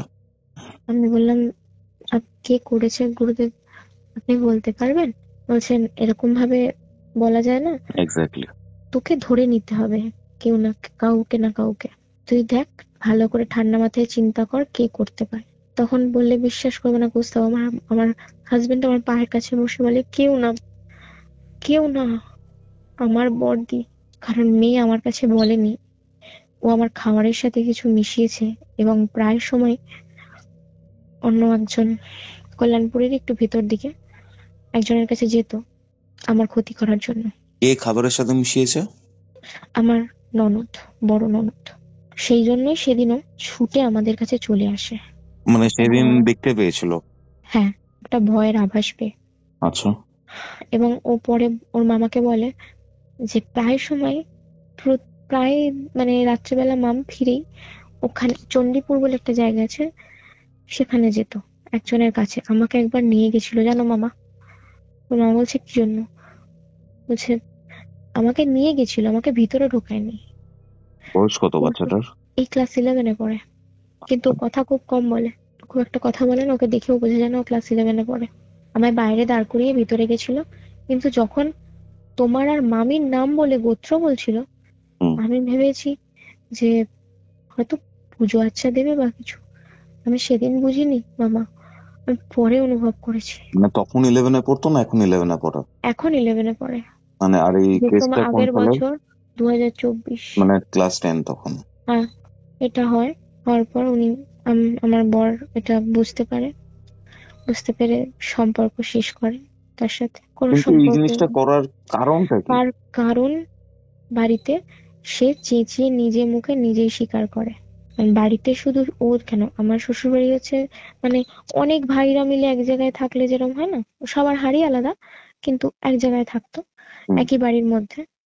হুম। চেঁচিয়ে চেঁচিয়ে বলতো। হ্যাঁ, আমার বর যেহেতু আমার সাথে আমার বাপের বাড়িতে চলে এসেছে, হুম। সেই কারণে ও এটা সহ্য করতে পারতো না। আগে ভাই বাড়ি থাকলে ভাই বিয়ের আগে সম্পূর্ণ টাকা দিদির হাতে তুলে দিত। এবং ছোট নন্দাই মারা যাওয়ার পর গয়নাগাটি ওর কাছে ছিল। কার কাছে? আমার বড় ননদের কাছে। আচ্ছা। আর যখন আমার বিয়ে হয়েছে 24-এ, তখন আমার পিসি শাশুড়ি বলেছে ওর মায়ের যা গয়না আছে, ও মেয়েকে দেখবে যখন ওর গয়না ওর মামির কাছেই থাকবে। প্রথমত গয়নার ভাগ দিতে হয়েছে। আমার একটা বাচ্চা হলে তাদের বংশের জিনিস তার একটা ভাগ আছে। হুম। আমার ছোট ননদের মেয়েটা যে আমার কাছে আছে, ওর কাছে থাকলে ওর মানে বাবার বাড়ির সম্পত্তি মামার বাড়ির সম্পত্তি ও পেত, সেটাও সে আত্মসাৎ করতে পারতো। শুধু লোভে আমার দুটো বাচ্চাকে শেষ করে দিল। মানুষের লোভ যে কতটা বাজে, কতটা ক্ষতিকারক, আমি এখন বুঝলাম। এই জায়গায় না দাঁড়ালে আমি বুঝতে পারতাম না। তারপরেও চেষ্টা করেছে, মানে উঠে হওয়ার পরে শুধু যেই কান ধরে বসে পড়তাম এইসব নয়, কাঁচ ভেঙে আমার গায়ে পড়ে। আমাদের তোমাকেই দোকানের শেষ কাজ। করে দিতে চাইছিল? হ্যাঁ, তাহলে তো বংশ বিস্তারও হবে না। হুম। ভাই ভাই তাহলে সেটা সংসার না থাকলে ভাই কোথায় থাকবে? এখানে টাকা ওখানে দেবে, মেয়েও এখানে থাকবে না, মেয়েও ওখানে থাকবে। তার গয়নাগাটি তার সমস্ত সম্পত্তির ভাগীদার সে এবং তার বর আর তার মেয়ে হবে। কি বলবে বলো? জানি না কি বলবো। তবে ওই কাজটা করার পর তারাপীঠে, আমি নামটা রিভিল করছি না, একটা শ্মশানে একটা আছে জিনিস, ঘর, গুরুদেব মারা যান। আমি তখন তারাপীঠে প্রেজেন্ট। তারাপীঠে 3 দিন হয়ে যাওয়ার পর 5 দিনের মাথায় যখন আমি তারাপীঠে, আমার ভালো লাগছিল না বাড়িতে আসতে, উনি মারা যান। ছুটে কোনার শিশু মানে যে গুরুদেবের যে শিষ্য ছিলেন, উনি খবর আসে, মা গুরুদেব আর নেই। আমি সঙ্গে সঙ্গে ছুটে যাই ওখানে। উনি আমায় খুব ভালোবাসতেন। জানি না শেষে যেন উনি আমাকে আরো বেশি মানে সারাক্ষণ দেখলে মুখের দিকে তাকিয়ে থাকছিল আর মাথায় হাত বুলাচ্ছিল। উনি মারা যান এবং ওনাদের তো বসিয়ে মানে সমাধি করা হয়। ওই সমাধির প্রথম মাটি আর নুনটাও আমি দিয়েছি এবং সমাধির মালা সবই আমার হাত থেকে হয়েছে। ওনার বাড়ির কেউ তারাপীঠে প্রেজেন্ট ছিল না। ওনার কাজটা সম্পূর্ণ আমিই করেছি। বুঝতে পারছি। তোমার এই যে মানে কি বলবো, তোমার উপরে পিশাচ চালনা করা হয়েছিল, যেটা আমি বুঝতে পারছি। অ্যান্ড তারপরেও তুমি ভয় পেয়েছো প্রেগন্যান্সি নষ্ট হয়ে যাওয়ার পর। একটা কথা বলো, তুমি মা হতে পারবে তো আবার? না, আর কোনোদিন মা হতে পারবো না। নিজের কষ্ট নিজের বুকে আছে, থাক। আমি চাইনি কোনোদিন কারোর কোনো মানুষের ক্ষতি করিনি, করবো না ভবিষ্যতে। হুম। তবে সেও ভালো নেই আজকে। সেও এখন এমন অবস্থা তার, সে রাস্তায় রাস্তায় ঘুরে যাওয়া চলার মতো। কারোর ক্ষতি করলে শেষে নিজেরও ভালো হয় না। আর ও একটা জিনিস খুব ভালো করে জানতো, জানো, হুম। যে আমি এই জিনিসগুলো দেখতে পাই। এটা আমার দাদু, আমার নিজের ঠাকুরদা, উনি এই কাজগুলো করতেন, উনি দেখতে পেতেন। এবং উনি খুব ভালো মিষ্টিও বানাতে পারতেন এবং রান্নাও করতে পারতেন। সেই বংশের সেই গুণটা নাকি আমার ঠাম্মি বলে আমি পেয়েছি। এই জিনিসটা আমি আজ থেকে না, আমি ছোটবেলা থেকে আমি দেখতে পেতাম। এবং যতবার দেখে মাকে বলেছি, মা না আমাকে বকতো, বলতো তুই ভুলভাল দিকে তাকাস না, তাকাবি না। মৃত মানুষদের দেখতে পেতে? হ্যাঁ, যেমন আমার দাদু ঠাকুরদাকেও দেখতে পেতাম। এমন অনেক মানুষকে আমি আমার মাকেও দেখেছি। ইনফ্যাক্ট মা এখনো আমার বাড়িতে আছে। আমি এটা বিশ্বাস করি কেন, কারণ আমি মাকে অনুভব করতে পারি। তুমি কি এখনো এরকম টাইপের জিনিসপত্র দেখতে পাও? হ্যাঁ, এটাতে আমি যে যে জিনিসটা আমার উপর চালনা করে আমাকে শোষণ করার চেষ্টা করেছে, হুম। সেটা না। আমি মানুষকে, যারা চলে গেছে, তারা যদি আমার আশেপাশে থাকে, আমি দেখতে পাই বা তাদের অনুভূতি আমার হয়, আমি বুঝতে পারি। তুমি একটা কথা বলো, যাকে চালনা করা হয়েছিল সে আর নেই তো তোমার কাছে? না, আমাকে উনি বলেছিল যে আতরটা আমি ইউজ করি, হুম। সেই আতরটা ইউজ না করতে। আর উম, আতর আমি ইউজ করি যখন, অন্য আতর ইউজ করব, কিন্তু যে আতরটা কন্টিনিউয়াসলি ইউজ করছিলাম সেটা বন্ধ করে দিতে বলেছিল। এবং মানে বলেছে কোনো এরকম কিছু দেখতে পেলে আর হবে না, আশা করছি বাড়ির আশেপাশেও কেউ আসবে না। একটা কিছু দিয়েছিল, যেটা আমার হাজবেন্ডকে বলেছিল, বাড়ির মধ্যে যেন এই জিনিসটা এমন ভাবে থাকে কেউ দেখতেও পাবে না, ওই জিনিসটা ঢাকাও পড়বে কিন্তু কারোর পা পড়বে না। তো বুঝতে পেরে গেছি ব্যাপারটা। উনি কি দিয়েছিল আমি জানি না, একটা লাল কাপড়ে মুড়ে দিয়েছিল। ওটা আমার হাজবেন্ড নিয়ে আসে এবং আমার বাড়ির একটা স্থানে জায়গাটা বলো বসিয়ে, না। হ্যাঁ জায়গাটা বলছি না ওই জন্য, একটা স্থানে বসিয়ে সেটা সিমেন্ট দিয়ে চেপে দেয়, যাতে কেউ বুঝতেও না পারে আর কিছু ক্ষতিও না হয়। এবং উনি এটাও বলেছিলেন যে আমার বাড়িতে আমার মা আছে, আমার মা ছিল বলে আমাকে মারতে পারেনি, আচ্ছা। না তো আমাকে মেরেই ফেলতো। আমার মা শুধু ছিল বলে আমাকে মারতে পারেনি, কারণ যখনই এরকম হয়েছে তখনই কোনো না কোনো জিনিসের জোরে আওয়াজ হয়েছে, যার কারণে সবার ঘুম ভেঙেছে, আমাকে নিয়ে যেতে পারেনি। তোমার প্রথম পক্ষের যে হাজবেন্ড, ঠিক হুম, আছে, হুম। তার কোনোভাবে ইনভলভমেন্ট রয়েছে এসবের মধ্যে? তার ইনভলভমেন্ট একটা আছে, সেটা 2019 সালে ঘটিয়েছিল, সেটা বলবো আমি পরে। আমার উপর কেন চালনা করা হয়, আমার এটা একটা প্রশ্ন তোমার কাছে, আমি তো বুঝি না। আমি যাকে জিজ্ঞেস করা সে মানুষটাও চলে গেছে। যে এই যে চালনা করে আমার উপর এটা করা হয়েছে, এটা এর আগেও একবার করা হয়েছিল, হুম, হুম। যেটার যেটার অনুভূতিটাও খুব খুবই হরর, সেটাও হরর। আমি নিজের শরীরটাকে নিজে তুলে ফেলেছিলাম, আমাকে ধরে রাখা যাচ্ছিল না। কিন্তু এটা আমার সাথে বারবার কি করে হয়? 2012 থেকে 2019-এর মধ্যে যে ব্যাপারগুলো হয়েছে হ্যাঁ, সেগুলো তো আজকে কভার করা হয়নি, এটা কভার করা হবে ডেফিনেটলি। হ্যাঁ, তুমি কি জানতে চাইছো যে এগুলো কেন তোমার সাথে হচ্ছে?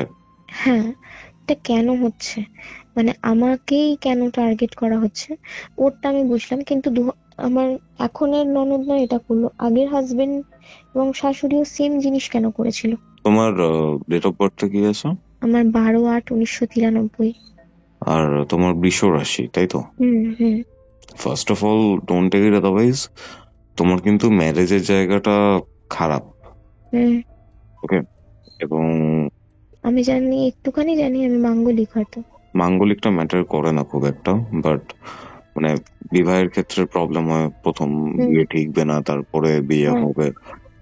এই যে বলে মাঙ্গলিক থাকলে মারা যায়, এটা না, না, না, না, হয় না, ঠিক আছে? না, বাট তোমার সাথে এই জিনিসটা বারংবার এই কারণেই হচ্ছে যে এমন কিছু গ্রহগত কানেকশন আছে, আমি তোমার চার্টটা দেখলে আরো ভালো বলতে পারবো। এমন কিছু গ্রহগত কানেকশন রয়েছে যে আচ্ছা। কারণে তোমার ওপর মানুষের নজর খুব বেশি রকমের পড়ে, এবং তোমার চার্টে অনেক ভালো জিনিসও আছে যেগুলো তুমি পাচ্ছ এত দুঃখ কষ্টের মধ্যেও। হ্যাঁ, এটা আমি সেইগুলো দেখে মানুষ হিংসা করে, আর সেই জায়গাগুলোর থেকে তোমার উপরে এই অ্যাটাক গুলো হয়। কিন্তু তোমার বৃহস্পতি খুব স্ট্রং থাকবে, ঠিক আছে? যার আচ্ছা। কারণে গুরু কৃপা, গুরু দয়ার কারণে তুমি কিন্তু বেঁচেও যাচ্ছ। এবং হ্যাঁ, এই যে অনেক বৃহস্পতি রয়েছে তার উপর কিন্তু কেতুর একটা খুব ভালো রকমের প্রভাব থাকবে। কেন? কারণ তোমাকে যারা বাঁচাচ্ছে হুম। তারা কিন্তু কেউ জীবিত মানুষ নন, না। ঠিক আছে? একটা সুপার ন্যাচারাল এলিমেন্টের মাধ্যমে বেঁচে যাচ্ছ। তো এখানে কেতুর প্রভাবটাও খুব অবশ্যম্ভাবীভাবে রয়েছে। পুরো চার্ট দেখতে হবে, বাট আমি তোমাকে একটা জিনিস সাজেস্ট করবো, ঠিক আছে? সেটা হচ্ছে, মানে এরকম ভাবে বলাটা উচিত না, বাট তাও আচ্ছা। বলছি, যেহেতু আমরা রেকর্ডিং এর মধ্যে রয়েছি। হ্যাঁ। তা ক্যাটসাই পড়ো ভালো রকমের। তোমার স্কিনে কিছু প্রবলেমস হয় কি মাঝে মধ্যে? হ্যাঁ। ইভেন তুমি আরেকটা জিনিস দেখবে, এইসব জিনিসপত্র যখন হচ্ছিল তোমার সাথে, হ্যাঁ। তোমার কিন্তু খুব বাজে রকমের চুল পড়ছিল। এখনো পড়ছে। এখনো পড়ছে তো? কমে গেছে, তবে আগে অনেক বেশি পড়ছিল। আরেকটা জিনিস সব থেকে বেশি হবে তোমার, হুম। ঠিক আছে? Mood swing, overthinking, anxiety, এগুলো তো রয়েছে তোমার মধ্যে, বাট আরেকটা জিনিস সব থেকে বেশি তুমি ফিল করতে পারবে, তুমি বলো আমি ঠিক বলছি কিনা। আচ্ছা। সেটা হচ্ছে তুমি সবার থেকে কিন্তু একসাথে থাকলেও, একই জায়গাতে থাকলেও মেন্টালি অনেক জায়গাতে ডিট্যাচ হয়ে যাচ্ছিল, লোনলি ফিল করছিল। মানে হয়তো একদম। হাজবেন্ড রয়েছে তোমার সামনে, না। খুব প্রয়োজন না পড়লে বা খুব দরকার না পড়লে তুমি ভেতরে যে ইন্টারনাল ফিলিংটা রয়েছে সেটা ওনার সাথে শেয়ার করছিলে না। না। এই জিনিসগুলোই হয়। এত কেস দেখেছি তো, আমি বললাম যে তোমার অনেক কিছু হয়েছে তোমার লাইফে, বাট কোনো না কোনো ভাবে এরকম ধরনের কেস আমার কাছে প্রচুর আসে। ইভেন এখনই একটা হ্যান্ডেল করছি, তার মাঝখানে তোমার কেসটা খুব রিলেটেবল লাগলো আমার। ইভেন তোমার এই কেসটা জানার পর না আমার হয়তো মানে অনেকটা সুবিধাও হবে। বাট আমার একটা জিনিস খারাপ লাগছে, আর আমি যেটা বুঝতে পারছি, তোমার লগ্ন থেকে শনি পঞ্চমের দিকে থাকতে পারে, পঞ্চম ঘরে। মানে এই যে বলছো, মানে এটা ভালো একটা দিক থেকে, ডেভেলপমেন্টের দিক থেকে বলো বা যাই দিক থেকে বলো। এবার আরেকটা জিনিস, কেউ মারা যাবে এই জিনিসটা না আমি আগে থেকে বুঝতে ইনটিউশন, পারি। ইনটিউশন, পুরোপুরি ইনটিউশন, এই ব্যাপারটা আমারও রয়েছে। তোমার, আমি বললাম না কেতুর প্রভাব, হুম। এই কেতুর প্রভাবের জন্য এটা হচ্ছে মিলিয়ে। মানে এই যে মানে আমি অনেক ক্ষেত্রেই বলেছি, তুমি হয়তো শুনেছো, হ্যাঁ, আমি শুনেছি। 2016-তে এইচএস দিয়েছি, হ্যাঁ। কি রচনা আসবে সেটাও বাংলা পরীক্ষাতে আমি হ্যাঁ। একটাই পড়ে গেছিলাম, সেটাই এসেছিল, আমার ওটা ইনস্টিংক্ট বলেছিল। ইভেন অনেক ছেলে মেয়ে পড়িয়েছি, বায়োলজি, কেমিস্ট্রি, 11-12 এর যারা বাচ্চা, তাদের আমার সাজেশন এত মিলতো যে সাজেশন মিলতো বলেই অনেক বেশি টিউশনস পেতাম ওই সময়টাতে। আমি তখন বুঝতে পারিনি কেন হতো, বাট এখন বুঝতে পারি এটা পুরোপুরি কেতুর পজিশনিং এর জন্য। ভালোও দেবে, খারাপও দেবে। হুম। এবার তোমাকে খারাপটার জায়গায় ভালোটা বেছে নিতে হবে। তোমায় যেটা বলছিলাম, পঞ্চমে শনি যেহেতু রয়েছে তোমার, যা হুম। বুঝতে পারছি, বাচ্চার ওই জায়গাটা কিন্তু এই জন্য অনেক ক্ষেত্রে খারাপ হয়েছে। ইভেন তুমি দেখবে, তুমি পড়াশোনাতে কিন্তু ভালো ছিলে, বাট তুমি হায়ার স্টাডিজ হুম। করতে পারোনি। না। যাই হোক, এইসব নিয়ে আমি রেকর্ডিংটা বন্ধ করছি, ঠিক আছে? হ্যাঁ। আম, তোমার আরো অনেক কেস আছে যেগুলো আমরা নিয়ে আসবো। আচ্ছা। অনেকগুলো আজকে কভার করা যায়নি, আজকে রেকর্ডিংটা ইটসেলফ অনেকটা হ্যাঁ, বড় হয়ে গেছে। সব একটার মধ্যে কমপ্লিট হবে না আমি জানি। আমি আরো অনেক ঘটনা আছে তোমাকে জানাবো। Curiophyte presents Ghostly Call Recording, a horror audio documentary by Kaustav Kumar. এবার ভয় পাবে তুমিও। এটাই ছিল আজকের ঘটনা। আজকের এই ঘটনা আপনাদের কেমন লাগলো সেটা কমেন্ট করে জানান। ভিডিওটা ভালো লাগলে অবশ্যই লাইক করে শেয়ার করে দিন। এরকম ঘটনা কি আপনারা আরো চান সেটাও জানাবেন। আশা করছি আজকের এই ঘটনাটা শুনে আপনারা অনেক কিছু জানতে পেরেছেন, শিখতে পেরেছেন। এবং হ্যাঁ, আপনাদের যদি কোনো স্পিরিচুয়াল হেল্প লাগে, কোনো অ্যাস্ট্রোলজিক্যাল হেল্প লাগে, আমার থেকে যোগাযোগ করতে পারেন আমাদের অফিসিয়াল হোয়াটসঅ্যাপ নম্বরে, যেটি হচ্ছে 6290675195। তাহলে চলুন দেখা হচ্ছে পরবর্তী এপিসোডে, যেটি আসছে বৃহস্পতিবার দিন দুপুর ঠিক 3টের সময়। ততক্ষণ অব্দি কিউরিওফাইটের এরকম আরো 2টি এপিসোড দেখতে শুনতে আপনার মোবাইল স্ক্রিনে আসা ডান দিকের অথবা বাঁ দিকের বক্সে ক্লিক করুন।